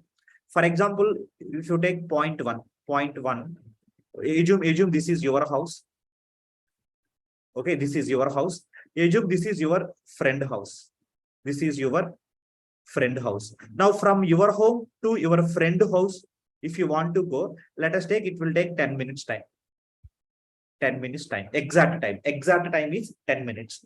Now I can say from my home, if I want to go to my friend home, I will take 10 minutes. That is one way of saying. So one way of saying is 10 minutes. Maybe what I can say, from my home to my friend home, I can go it in a 1 hour, less than 1 hour. Less than 1 hour. This is also correct. Again, from my home to my friend home, I can go it in less than 2 hours, or within a 2 hours I can go. This is also correct. Within 2 hours I can go. Within 2 hours I can go. But saying 10 minutes is more appropriate rather than saying within an hour or within a 2 hours. Within an hour I can go. I can go within an hour. But saying 10 minutes is exact is looking good, right? Therefore, we should always tell exact time or closest one which looks appropriate. Always remember, if whenever you are saying big word, closest one you need to say always, right? Okay. Now, so now we'll take a break. We'll take a break of 10 minutes and we will start again at 8:23. So 8:33 we will start. That is part 2 we will discuss. If code is there, what is its time complexity? 8:33 we will discuss. Okay, so now this will be much more interesting than all the theory what we have been covered. So this will be interesting, friends. Okay, cool. Now I don't know till now whether you have stayed patiently or not, but from now onwards, all important questions we will take. Code is there, what is its time complexity? Right? What is the code is given, what is its time complexity? Important questions which we are going to see. Right? So take a break and again come back at 8:33. Okay. This will play most important role. Okay.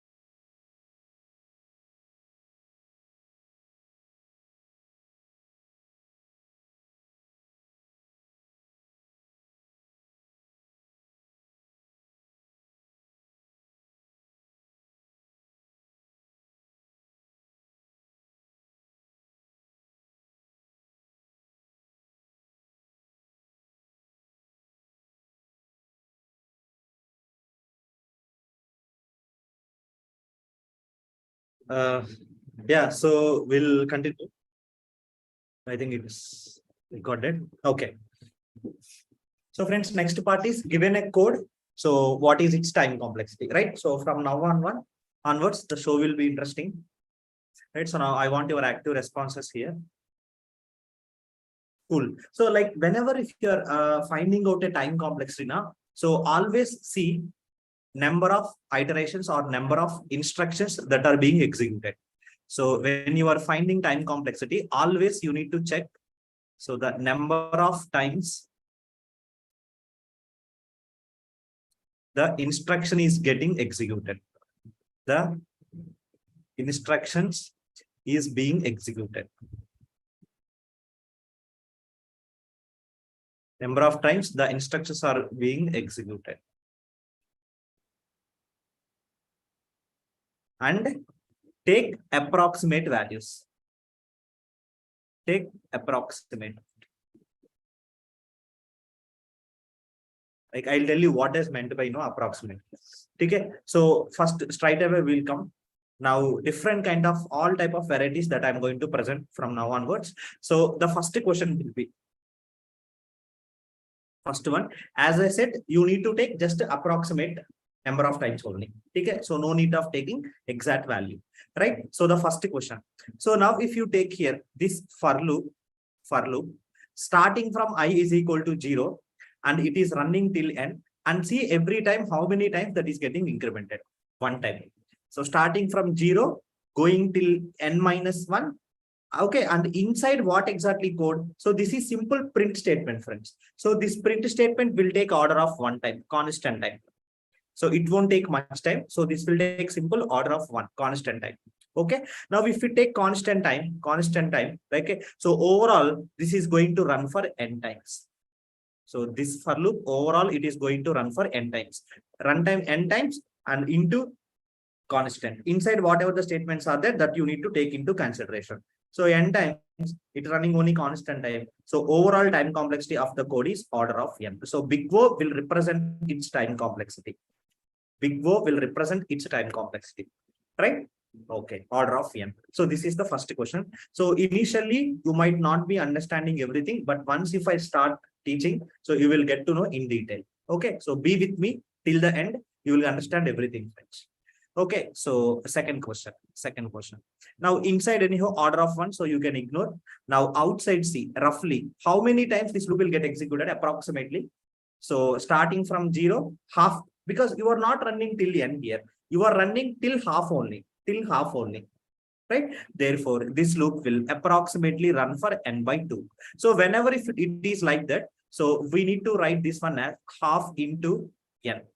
And whatever that constant that we can ignore, because this is nothing but a c constant. So overall, this I can write it as order of n is its time complexity. Order of n is its time complexity. Okay. So whatever that constant which we are going to ignore, friends. So the constant will ignore. Now see this code and tell me. This is interesting. This is so here we are not running loop for. Here we are running loop for n times only, but it is incrementing every time by +2. So in general, how many times it will run? Maybe if you take as an example, if I take n is equal to 10. If I take n is equal to 10, let's identify how many times it is going to run. So first time when I is equal to 0, so one print will be executed. After that, I value is going become 2. Then another star. Then it will become 4. Then it will become 6. Then it will become 8. The moment when it become 10, it will stop. So when n is equal to 10, this loop is executing only 5 times. If I take n is equal to 100, this is going to get executed by 50 times. Don't you think half of the times? So therefore, this loop is also going to run for n by 2 times. Then what is the overall time complexity? Order of n only. Why? This whatever that constant which we can ignore, friends. So that constant we can ignore. So which is not required. Okay. Next. Now this is the third one. Now let me take the fourth one. Okay. Now tell me. Again for I is equal to 0. Now kindly tell me how many times overall this print statement is going to get executed. So which is combination of 2, 3. This is So this is a combination of 2 and 3. Okay. Tell me. Yes, very good, very good. So approximately, again, no need of exact value. No need of exact value. Okay, approximate value is enough, right? So it will be going to execute it per n by 4 times. N by 4 times. Therefore, I can say again, whatever n by 4, this is 1 by 4 into n, I can write. Yes, I can write 1 by 4 into n. Therefore, this 1 by 4 you can ignore. So its a time complexity again will become order of m. Order of n, right? So I hope is this clear. Now, even if they change small things also, you should be able to do it. You should be able to do it, friends. Right? Okay. Now let's slowly increase the level of difficulty. We have just seen only just one loop only. Now let's try to take what if 2 loops are there and see what will happen. So if 2 loops are there, so we are calling this as nested loop. So this we are going to call it as a nested loop. Nested loops. So if nested loops are there, we need to multiply their time complexity. So multiply outside loop, how many times will run, and inner loop, how many times it will run. So we need to multiply. Outer loop, how many times is going to run, into inner loop, how many times it is going to run. We have to multiply it. Okay. And now check this. So here 2 loops are there. One loop inside, another loop. So this loop inside, this loop is there. So now check this, friends. So this loop variable is I, and this loop variable is J. Okay. And inside this is order of 1 because it is simple increment operator. So which will take a constant time. So we can ignore. Now roughly see how many times it will execute starting from 1 going till n. So approximately n times. What about this is starting from 1 going till half. So approximately n by 2 times. Approximately n by 2 times it will execute. So now overall you need to multiply. So what I told, if it is a nested loop, outside loop will run how many times and inside loop will run how many times, both you need to multiply. Okay. So when both you need to multiply, so this is going to become n and this is going to become n by 2. N into n by 2. Okay. So now this I can write it as, so half into n square. So this half you can ignore, then directly its time complexity will become order of n square. So directly its time complexity will become order of n square. Right. Okay. I think this is also same only.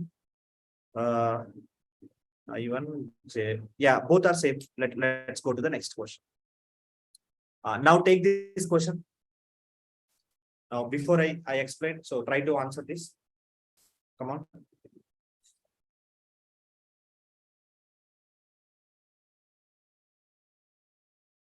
So this is I loop,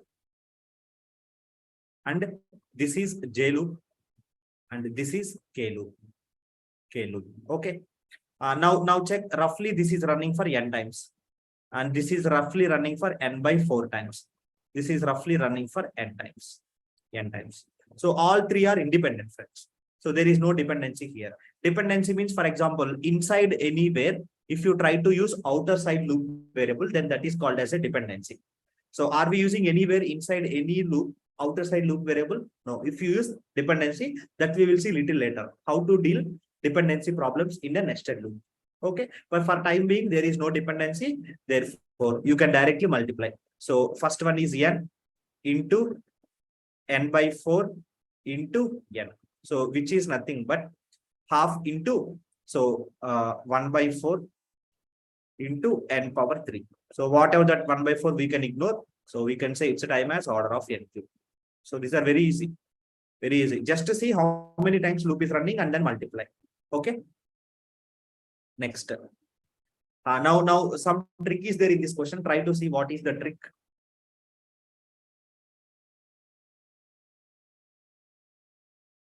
So some trick is there in this question. Try to see what is the trick. So I see some students are typing order of n cube.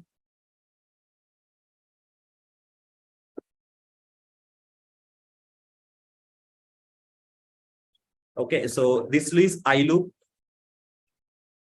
This is J loop. This is K loop. Okay, some mistake is some important point is there in this question. Right. So now, first of all, loop is independent, no dependency, right? Then this will roughly run for n times. This will approximately run for n by 4 times. Now you check this, friends. Now you check. So first to k is equal to 1, it will come inside, one print statement will execute. After that, the most important thing is break is present here. Because of that break, what will happen? That in which loop you wrote a break statement, that loop is going to be failed. That's the definition of the break statement, right? Now this loop will execute it only one time. Next time break will happen, again it will go j is equal to 2, again one time k will execute and then break. So now overall what it will be? N into n by 4 into 1. So its time complexity n square by 4. So overall it is going to become order of n square. So that is the trick in this question. So they have mentioned a break statement. Because of that break, so whatever the k loop is there, it will execute only once, right? Okay. So I will share these notes at the end, don't worry. So I'll share these notes, right? No need to write anything because I'll anyhow share. Next question. Now again, now take first see the code, understand, and then tell.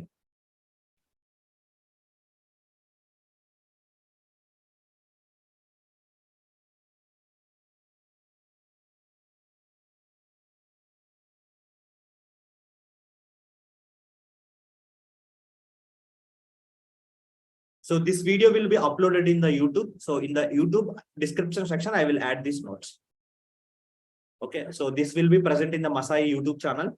So in that comments, I will ping these notes, this PDF link, I will ping it there. Okay.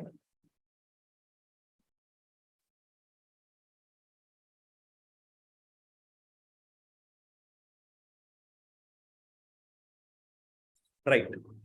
Okay, so now again, see this. This is I loop, and this is J loop, and this is K loop. Okay. Now check this, friends. How many times this will run? Approximately n times. Why? Starting from 1, going till n plus I. Okay. Now how many times this will run again? This is clearly independent because J is nowhere you are using I. Therefore, now J is not at all depends upon I. So this is also approximately run n. Here it is interesting thing. Many people will think that this is also will run for n times, but that is wrong. That is wrong. Why? Because see where you are starting the k value. So k value is n by 2. Okay. And that n by 2 is less than or equal to n. Yes, it is correct. It will get executed. So first time it is getting executed. C plus 1. Then next time k value, you are incrementing it by n by 2. So already in place of k, n by 2 is there. And if that n by 2, if you increment it by another n by 2, then what will happen? So this is going to be added by another n by 2, then which is going to become n times. So again, n is less than n. So condition is correct. So one more time c is equal to c plus 1 will get executed. Second time. Third time, what will happen? K value, it will increase by another n by 2. Then which is going to become 3n by 2. So which is 1.5 into n. Now is my 1.5 into n, is it less than or equal to n? No, it is false. It is false. So therefore, overall, if you see, this loop is executing only 2 times. Only 2 times the loop is getting executed. So this is, that is the many people will get confused here, right? So overall 2 into n square. So that 2 you can ignore. The time is order of n square. That's it. Time is order of n square. Right? I hope you are getting. Okay, simple, friends. See every loop, how many times running, multiply. Right? So we'll go to the next question. This is a good question. So I value, you are starting from 1. And I have taken one n value. So every time you are multiplying I is equal to I divided by 2 and you are going till n. You are going till n. Okay, so now you need to identify how many times this loop is going to run. Depends on that, you have to tell the time complexity. So always time complexity will depends upon how many times that instruction is getting executed. Okay, so I will take 1. So I is equal to 1 starting 1. So first time I is less than or equal to 1, correct? Then next time I value is going to become 2. That is also correct. After that I value will become 4. That is also correct. After that, let me call this is 2 square. Okay. After that, it will become 2 power 3, 2 power 3. Then it will become 2 power 4. And I don't know, assume this is run for k times. 2 power k. I don't know how many times it is run. That is, I need to find out actually. So assume this is running for k times. And we have to find out that k value. So whenever I is becoming 2 power k, still this condition will execute because 2 power k is less than or equal to n. It will execute. Next time when it become, loop is going to get failed. So till here, no problem. So whenever if it reaches 2 power k, assume this loop is true, where it is running for k times. After that, loop is going to become failed. Now you need to find out this k value. So which means whenever 2 power k is equal to n, this is correct, friends. Whenever if this value going beyond n, if this value going beyond n, then loop is going to become fail. Loop is going to become fail. Okay, so now let's for time being, let's try to equate 2 power k is equal to n. Now, how should I get a k value? How should I get a k value? Okay, so apply log base 2 on the both sides. If I apply log base 2 on the both sides, so this will be 2 power k, which is equal to log n base 2. Now, if I apply, this is nothing but k into 1, which is equal to log n. So from that, what is the k value? Log n. Okay, so how many times this loop will run? So this loop is going to run for log n base 2. Base 2. See, I is equal to 1. Assume it is less than or equal to n, correct? 2 is also correct. Assume 3 is also, this is also correct. This is also correct. So assume after 2 power k iterations, let us say value going beyond n. Assume that. Then you need to, after iterating for k number of times, assume this value is going beyond the n. Then this while loop is going to fail. So what is that k value? You need to find out. Okay, so k is equal to log n, friends. Or one simple rule where you can remember is, if a value starting from 1, so maybe you can just remember like this. So if any value starting from 1, then 2, then 4, then 8, then 16. So like that, if it is going till n, like every time you are multiplying by 2. So if it is like this, then we can say it's a time complexity as order of log n base 2. So we can say it's a time complexity as order of log n base 2. Okay, or reverse of this.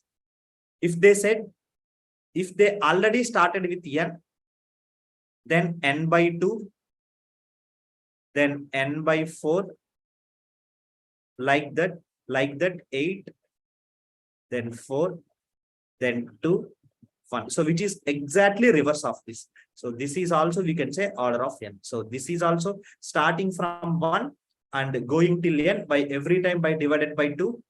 So this is order of log n, or starting from 1 every time you are multiplying by 2 going till n. So this is also order of n. So just remember, friends, just remember this. Okay, 1 till n by multiplying by 2 to 2, or from n till 1 by divided by 2 to 2, both are order of log n only, right?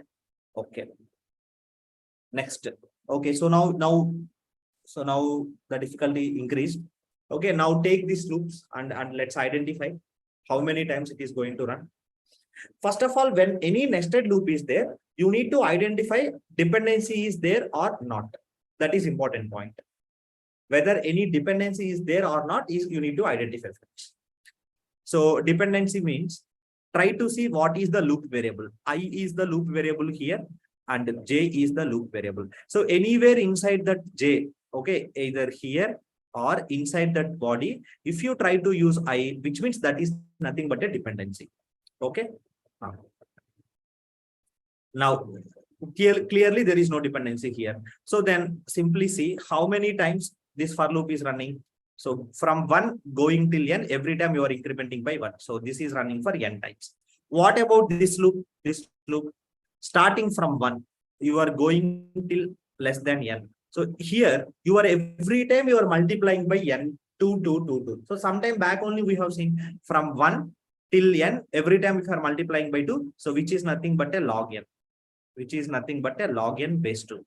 So this is anyhow order of 1 constant. So I can multiply these two. So n into log n base 2. Okay, so order of n into log n as it's a time complexity. Order of n into log n is its time complexity. Okay. Next question. Now from now onwards, so some interesting questions are there. Because so far we have seen all that independent. Now from now on, let's take a dependency questions. Okay. So this we have already seen. So this is the I loop, J loop. So no dependency.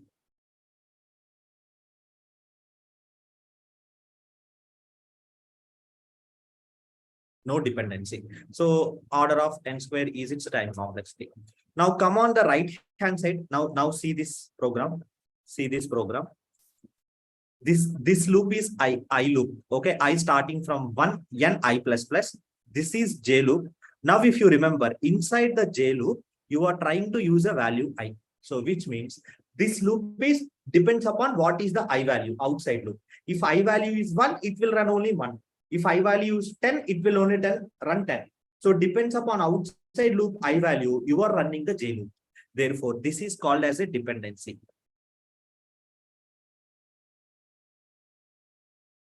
This is called as a dependency, friends. So when there is a dependency, how should we calculate its time complexity? Okay, so here instead of C is equal to C plus 1, maybe you can replace it with print star. Just to remember, identify how many stars are getting printed, so that I'll get to know basically how many times loop is running, friends. That is the only purpose. Okay, so now I will take some n value. Maybe if I take n is equal to 5, and then I will identify. Or if you want to take n is equal to 10, you can take, not a problem. Okay. First, if I is equal to 1, see J loop how many times it is running. If I is equal to 1, J loop is starting from 1. So it will print 1 star. And then next time J value will become 2. So 2 is not small compared to 1. So loop will fail. So when I is equal to 1 star it is printed. Next time I is equal to 2. Let me see what will happen. I is equal to 2. So again J value is starting from 1. So it will print 1 star. Then J value will become 2. Again 2 is less than or equal to 2. So 2 stars it will print. So when its value will become 3, loop will be failed. If I is equal to 2, 2 stars. Next, what if I is equal to 3? If I is equal to 3, again J value, which you are starting from 1. Starting from 1. So first, it is true. So 1 star will be printed. Then I value will become 2, another star. I value will become 3, 1 more star. The moment when J becomes 4, loop will fail. So when I is equal to 1, 1 star. I is equal to 2, 2 stars. I is equal to 3, 3 stars. Like that, I will run till n. I will run till n. Therefore, overall, how many stars it is getting printed? Which is nothing but 1 star plus 2 stars plus 3 stars. Like that, n times n star. Now, what is this? These many times, basically, loop is going to run, friends. So this I can write it as n into n plus 1 by 2. Because this is sum of the first two n natural numbers. So n into n plus 1 by 2 is nothing but n square plus n by 2. So this one, can I write it as big O of n square? Yes, you can write it. Which is the highest degree nth term that you can directly keep in inside n square. And order of n square is its time complexity. Okay, so whenever if dependency problems are there, better always assume some n value. So always assume some n value and you can do it easily, friends. If any dependency is there. If no dependency means right away you can take and multiply, not a problem. But if dependency is there, better assume some n value. Easily you will get some pattern. Okay, easily you will get some pattern. Okay, cool. So now let's move on to the next question. Now again, this is also dependency question. So it is also dependency question. Why? Because see here, I is equal to 1 till n I plus plus. So this is I loop. J is equal to 1 till n and it is nothing but a J loop. J loop, but see J value is incrementing by I value. So depends upon outside what is the value of I. Based on that, you are incrementing the J value. Therefore, clearly there is a dependency present. If dependency present, how to solve? Better choose some n value. Better choose some n value. Maybe I will choose now. Let n is equal to 100.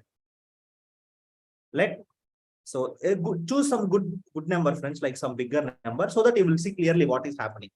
Now again, maybe rather than keeping c is equal to c plus 1, so maybe you can write simply print star. So you can write simply print stars, so that you'll get a better idea, right? Okay. Now check this first. So I have assumed that n is equal to 100. Now start. I is equal to 1. I is equal to 1. Okay. So again, J value will start from 1. So it will print 1 star. Then J value is getting incremented by I. So now J value will become 2. Again, 2 is less than or equal to 100. Therefore, 1 more star. Then J value will become, every time it is getting incremented by I only.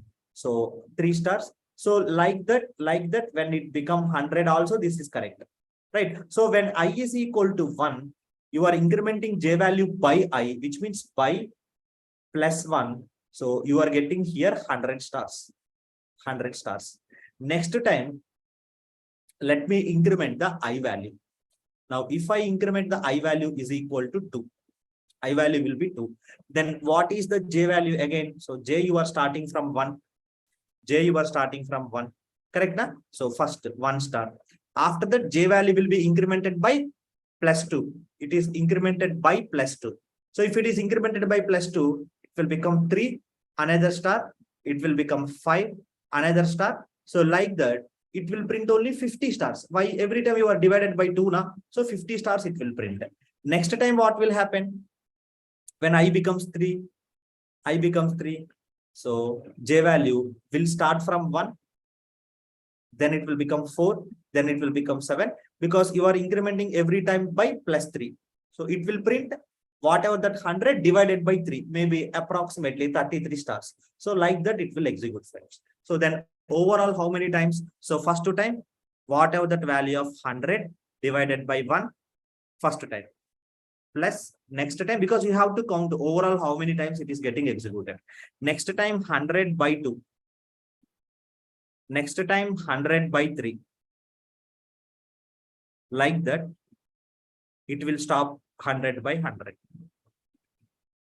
Now, if you choose 100 outside as common, this is 1 plus 1 by 2 plus 1 by 3 up to so on. Okay, 1 by 100. Now, if n is equal to 100, 100. If in general n means, so n into 1 plus 1 by 2 plus 1 by 3 up to so on, 1 by n. So this series is also called as a logarithm series. So this series is also called as a logarithm series. Log series. Therefore, overall n, and this is a log n. Therefore, n into log n. N into log n is its time complexity. Okay, so n into log n. Overall, n log n is its time complexity. Okay. Next.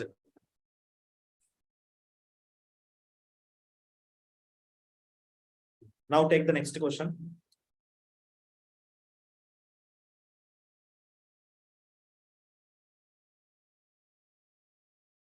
So what is the answer for this?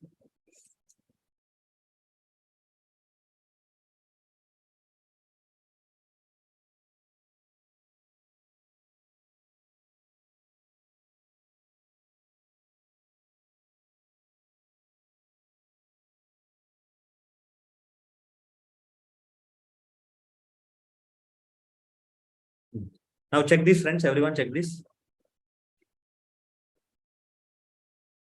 So here you are starting I value from n. Okay, so observe this while loop. This is one while loop. So let me divide this. This is one while loop. How many times this? First, forget about I loop. So this is I loop and this is J loop. Okay, how many times this loop is running? So don't you think this is a standard while loop? Because starting from 1, okay, going till n, every time you are multiplying it by 2. So this is nothing but a standard log n loop. So log n base 2. Okay. So here, let me take 1. Okay, this loop is running for log n times, friends. But in general, how many times this loop will run? That is depends upon outside loop. If while loop is running 2 times, so 2 times this will run. 2 times log n times. Okay. So now you check again this while loop. Now this while loop, if you see, starting from n, and every time you are divided by 2 till it reaches 1. Therefore, this is also again standard log n. So this both you need to multiply. So the overall time complexity will be order of log n whole square. Log n whole square. That is its time complexity. Log n into log n you need to multiply. Because this loop inside this loop is present. So log n into log n, both you need to multiply. Next question.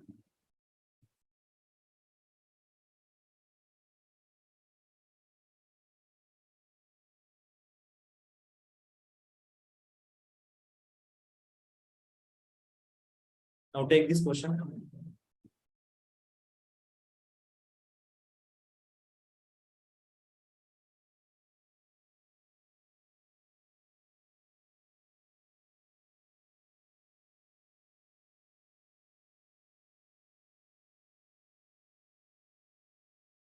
Order of n square.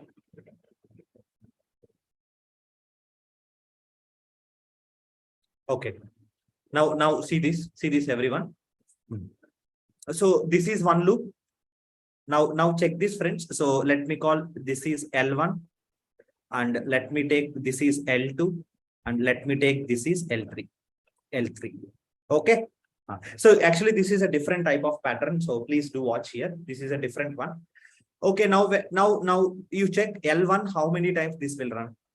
So starting from 1 going till n, and every time you are incrementing by +1. Therefore, this we know this is going to run for n times, standard one. Now L2 and L3 both are actually different. This is L2. Now you know already L2. So which is going to run for? This is a standard log n. See, actually all these things which you know already, but I have combined, friends. Combined and created a new problem. Okay. Now L2, if you see overall, this is a standard log n loop. Starting from 1 going till n, and every time you are multiplying by 2. Therefore, this is the standard log n loop. Log n base 2. Now, what about this loop?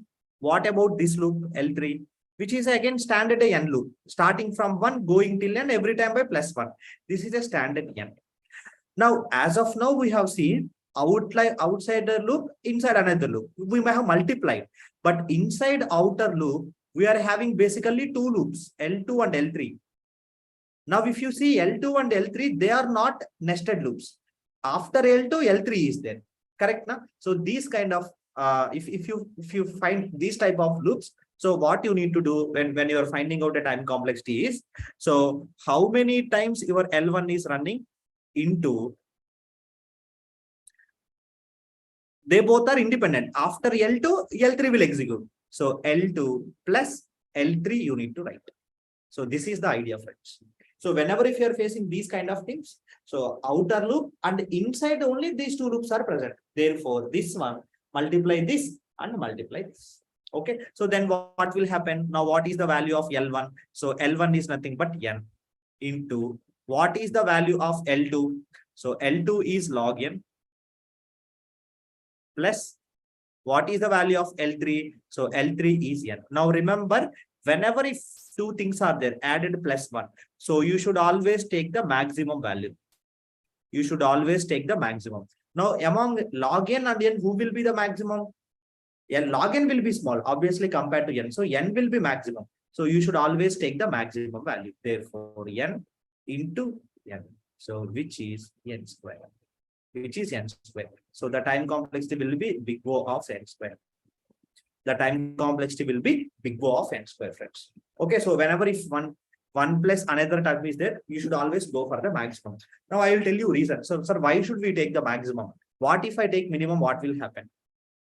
If you take a minimum, then this is going to become order of n log n, which is this program is saying this will take n into log n, mean less than n log n you can't solve. This is saying less than n square you can't solve. Okay, it is saying that no, not less than n square, less than n log only I can solve this problem. That is what it is saying. What does it mean? Upper bound it is saying, friends, upper bound. Okay, na? But if I ignore this loop, it is taking n into n square. And you are saying that n log n only. So therefore, this is wrong. As per this, if I ignore this loop, n into n, it is saying n square is its time complexity. Matlab n square में कम में नहीं कर सकता हूँ. Correct. In less than n square, I can't solve. It is saying that no, n into log n only I can solve it. That is what it is saying. If you choose the minimum, so which is clearly wrong. Therefore, you should always be on the safer side. Tell the maximum, friends. You should always be on the safer side. Tell the maximum. Okay, so always think for the safe side. Safe side. So tell maximum. Tell maximum. Maximum. Okay. Next. So this is the interesting question.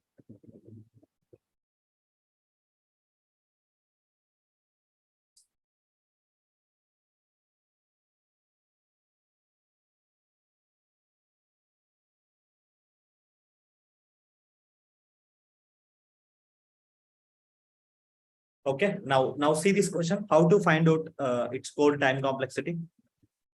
How to find out its time complexity? Simple, friends. So they are passing n value inside this function.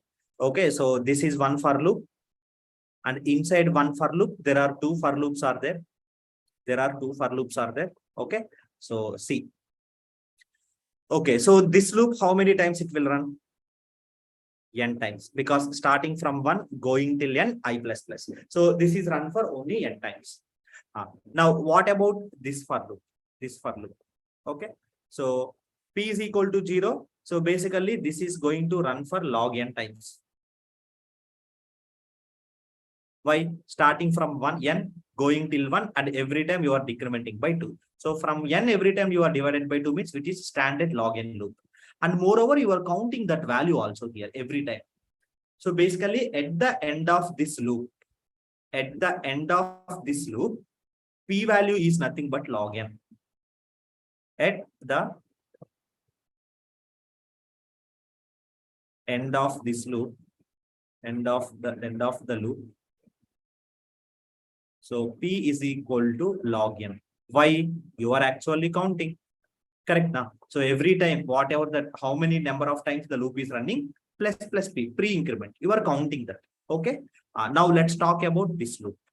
Let's talk about this loop. Now, how many times this loop is running? So starting from 1, going till p, and every time you are divided by 2. So here you can write q is equal to 0. Okay. So this is going to run for log of p times. If it is n, but it is pp. But this p value depends upon outer side. Correct? So at the end, this loop is saying p is equal to log n. Therefore, try to substitute in place of p this value. Then overall, what will happen? Overall, what will happen? So log 2 in place of p. Now if I substitute log n, so this will become, means for log n, you are applying one more log outside. That is happening. So for this log n, outside one more log you are applying, friends. Now overall, then what will be its time complexity? So n into, this is log n, plus another log into log n. Right? Okay. But whenever if plus is there, I told you to take the maximum. Now among log n and log of log n, of course log n will be the maximum. Correct? Log n, you are applying another log. How it will be the maximum? No, this will be the maximum, right? So overall time complexity is going to become order of n into log n. Order of n into log n is the time complexity. So little difficult question, but it's a good question. It's a good question. Okay. Next one. Okay, so now try to read this question. So assume ARR dot sort will take time complexity as n into log n. So it will take n log n as a time complexity, and they have given the code. So in the function, they are passing input array as well as the n value, right? So input array they are passing and n value also they are passing. Now you need to identify what is the time complexity of this problem. What will be the time complexity of this problem, right? So in the starting itself, they told ARR dot sort will take time complexity as n into log n. So which means time complexity of this problem is n into log n. And the time complexity of this problem is starting from when and run. So n times. So both are independent. Therefore, you can add. So if I add n into log n plus n, whenever plus, you need to take the maximum. So who will be the maximum? Of course, n into log n. So overall time complexity will be order of n into log n. Simple. So simple question, right? Okay. So next question. This is very easy, straightforward question. This is interesting. So all the topics so far, what we have learned, I have kept here. Think careful and try to answer this.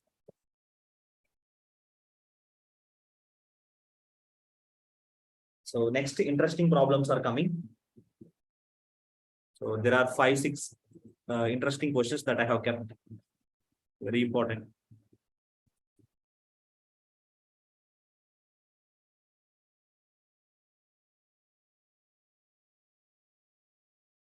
Try to answer this.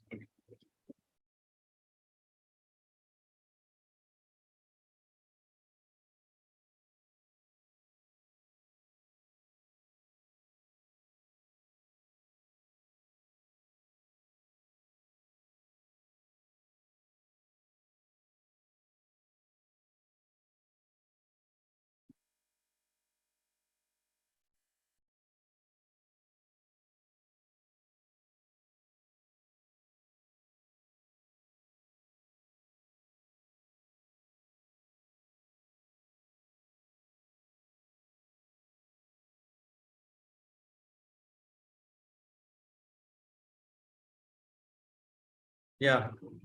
What is the answer, friends?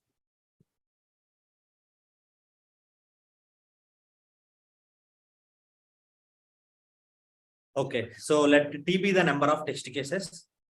Let T be the number of test cases. Now let's see how I am solving this question. Right. Basically, this is going to run for T number of times. Why? Because T will give some positive number. Assume T will be greater than or equal to 1. So this whole code is going to run total T times, because every time here you are decrementing the T value. Okay. This for loop is going to run for n times, because starting from 1 going till n, and every time you are incrementing by +1. Therefore, happily it will run for n times. No problem. So this you are already know. This is going to run for n into log n. Why? Because in the last slide itself, I have mentioned assume ARR dot sort will take time as n into log n. Okay. What about this loop? What about this loop? So this is a standard log n loop. We have seen multiple times. We have seen standard log n loop, right? So this is also going to take log n times. Log n times. Now overall, if you multiply, so while whatever the t times into n loop, and inside that n into log n plus log n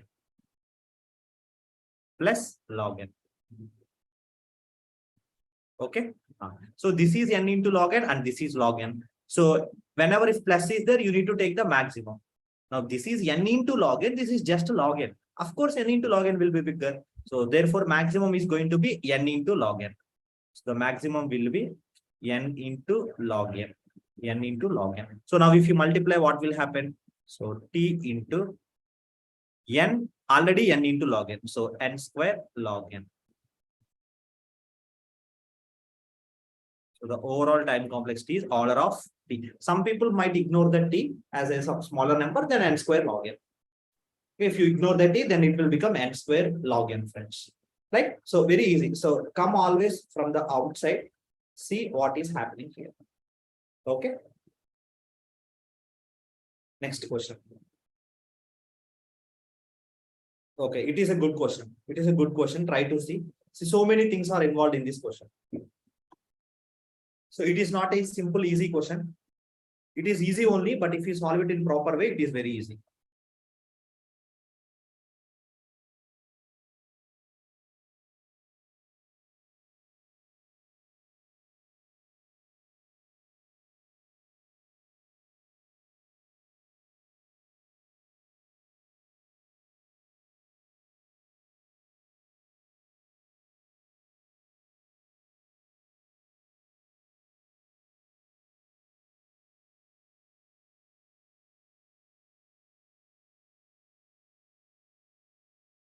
Okay, so people are saying n square.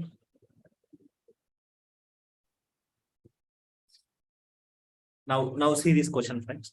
So here everything you are divided by 2, multiplying by 2. So better take the numbers 2 powers, because here you are divided by 2, you are multiplying by 2. Therefore, take a numbers which are in 2 powers so that you will answer will become easy.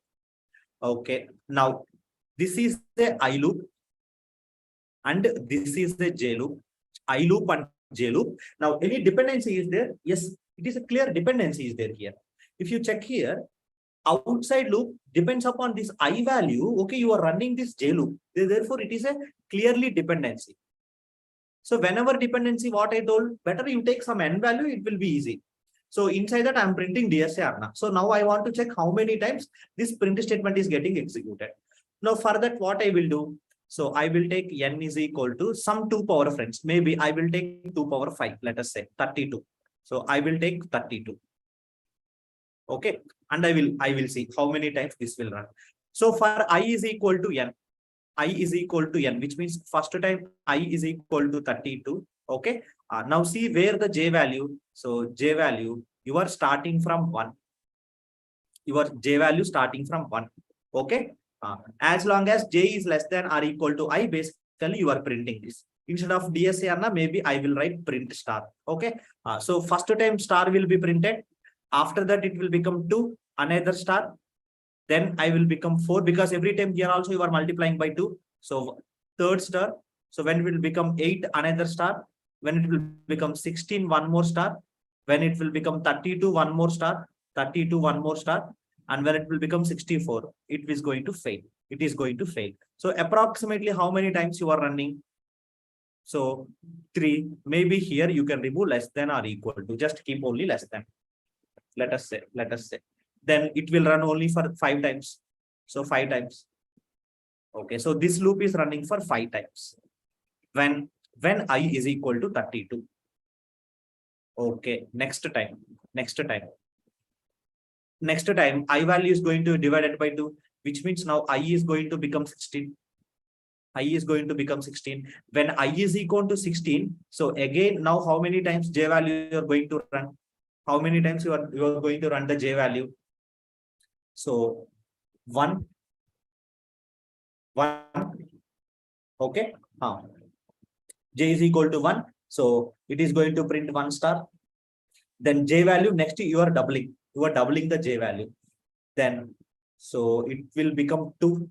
It will become 2. So let's write here equal to only. So proper result we are going to get it. Let's try to write less than or equal to only.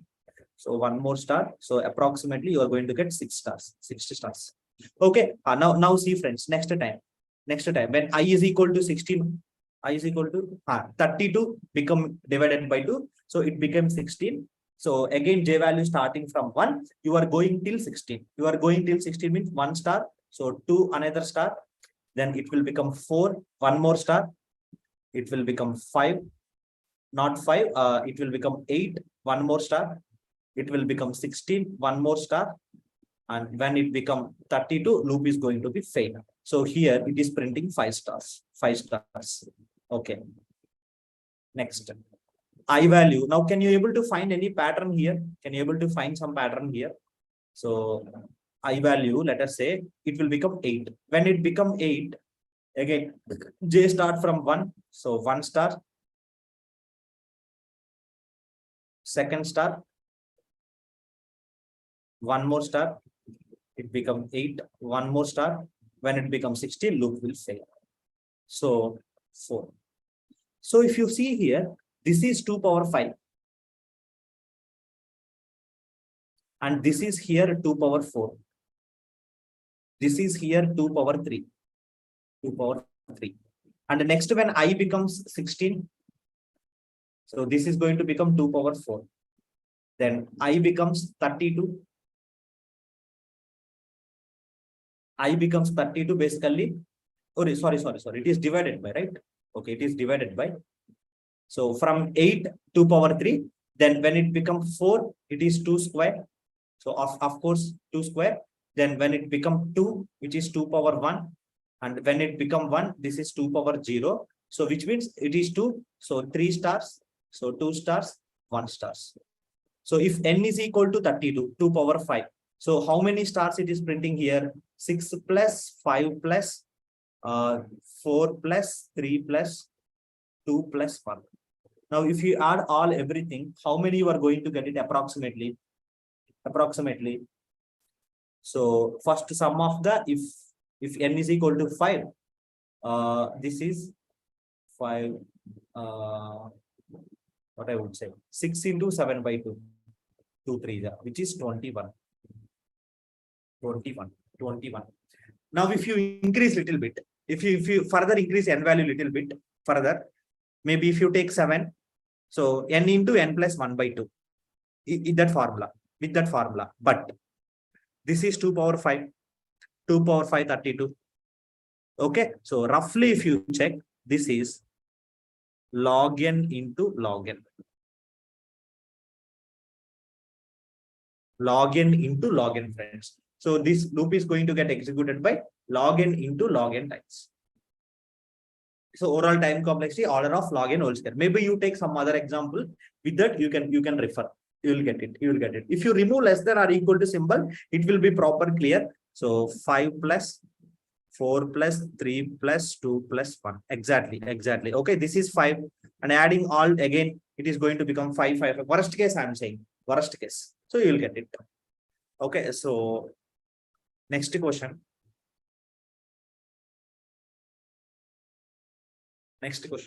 Now see this question.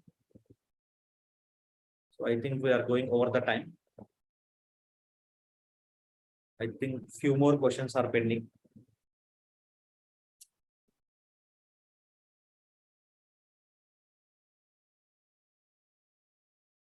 So this is function fun.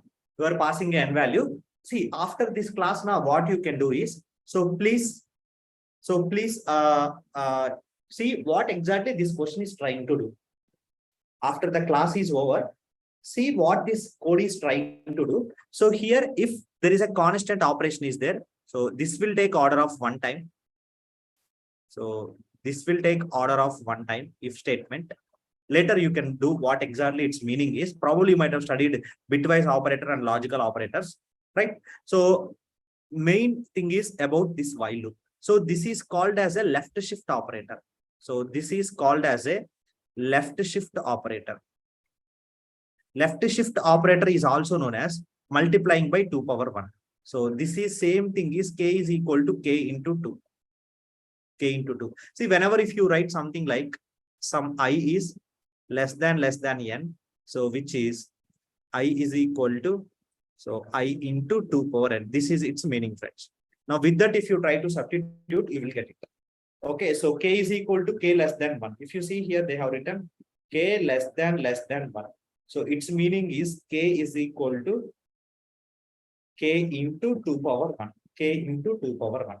So which is multiplying it by 2, starting from 1. So which is again order of log n. And what this program is doing exactly, after the class you can trace it out. What exactly this program is trying to do. Okay. Next question. This is really interesting question.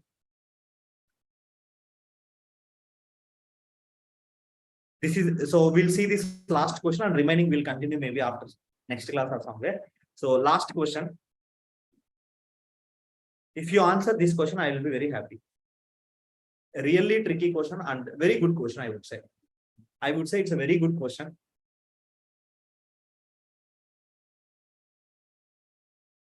Function fun, input taking input array, comma, it's a size n.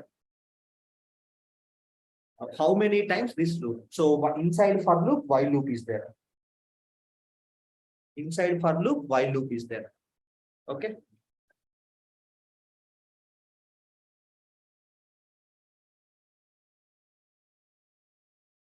N square.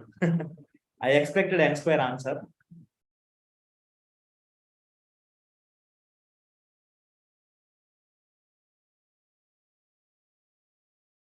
I expected n square answer. Any other answer? If I say you will be like fill. We're going to fill this.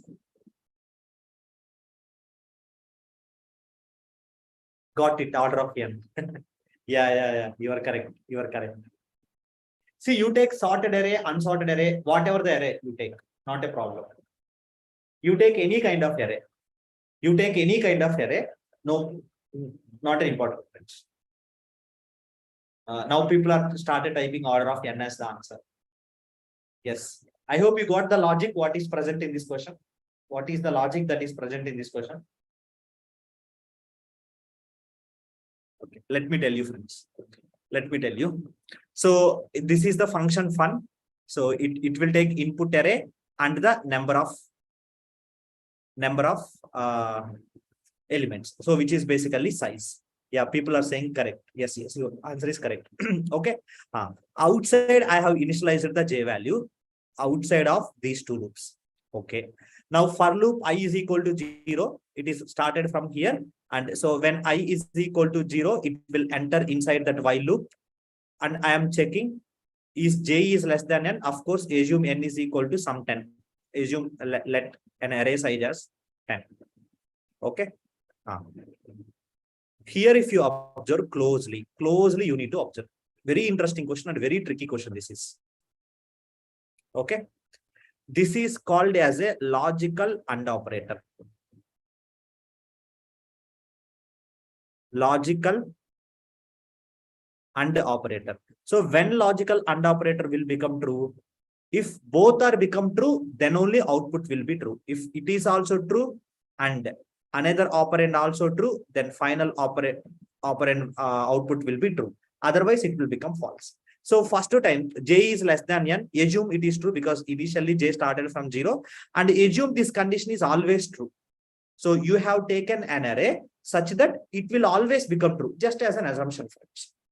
Now I want to run more number of times while loop so that I will get worst case time complexity. That is my idea. Okay, it is true. Then next time, first to j value 0, it will become 1, it will become 2, and it will go till 10. 10 is less than 10, no, fail. So first time this loop is running for n times. Only one, first time only running. Observe, my dear friends, only one time it is running. So when I is equal to 0, when I is equal to 0, this loop run for n times. Okay. Next time I value is going to become 1. Okay. What about j value? We are not every time reinitializing the j value to 0. Please, you need to observe this in the question. You have written j value outside this for loop. A very interesting, tricky question this is. Okay. So many people will make a mistake here. So from the second time onwards, I is equal to 1, this while loop will never ever execute. Why? Because this condition will always false. Right? First time 10 less than 10, it is false. Next time when I is equal to 1 also 10 less than 10 will be false. When I is equal to 2, third time also 10 less than 10 will condition will false. Fourth time also this condition will be false. Therefore, overall, it will execute only once n times. Therefore, the time complexity is order of 1. Very beautiful question, which will tend to make more mistakes here. Very good question. Right? I hope you got the logic in this question. Everyone? So simple observation is important here, right? And the question is very easy, friends. Question is very easy. You should know the concept of logical AND operator and initialization part. That's it. Okay. Cool. So that's it, friends. So we will close with here. I think 2-3 problems are pending. So anyhow, that I'll take it in maybe next some other class. Okay. So I want to close here. But before I close, so I want to anyhow, I will add these notes to you. Maybe later you can refer. So I have given couple of pointers why TLE we will like occur. So I will share these notes and 2-3 practice questions also there. So only 2-3 questions only. Maybe you can refer later. Only 2-3 questions are there. Okay. So take the next. So that's it, friends. So thank you everyone. So we're done with the time and space complexity. Okay, so thank you all. So Thank you so much, Venu, for taking this amazing session. I hope everyone you love the session. We'll keep arranging such sessions in coming time. Do attend it and leave the session with a bag brimming with knowledge. Thank you so much. Have a nice day ahead. Thank you so much. Bye, Yeah. everyone.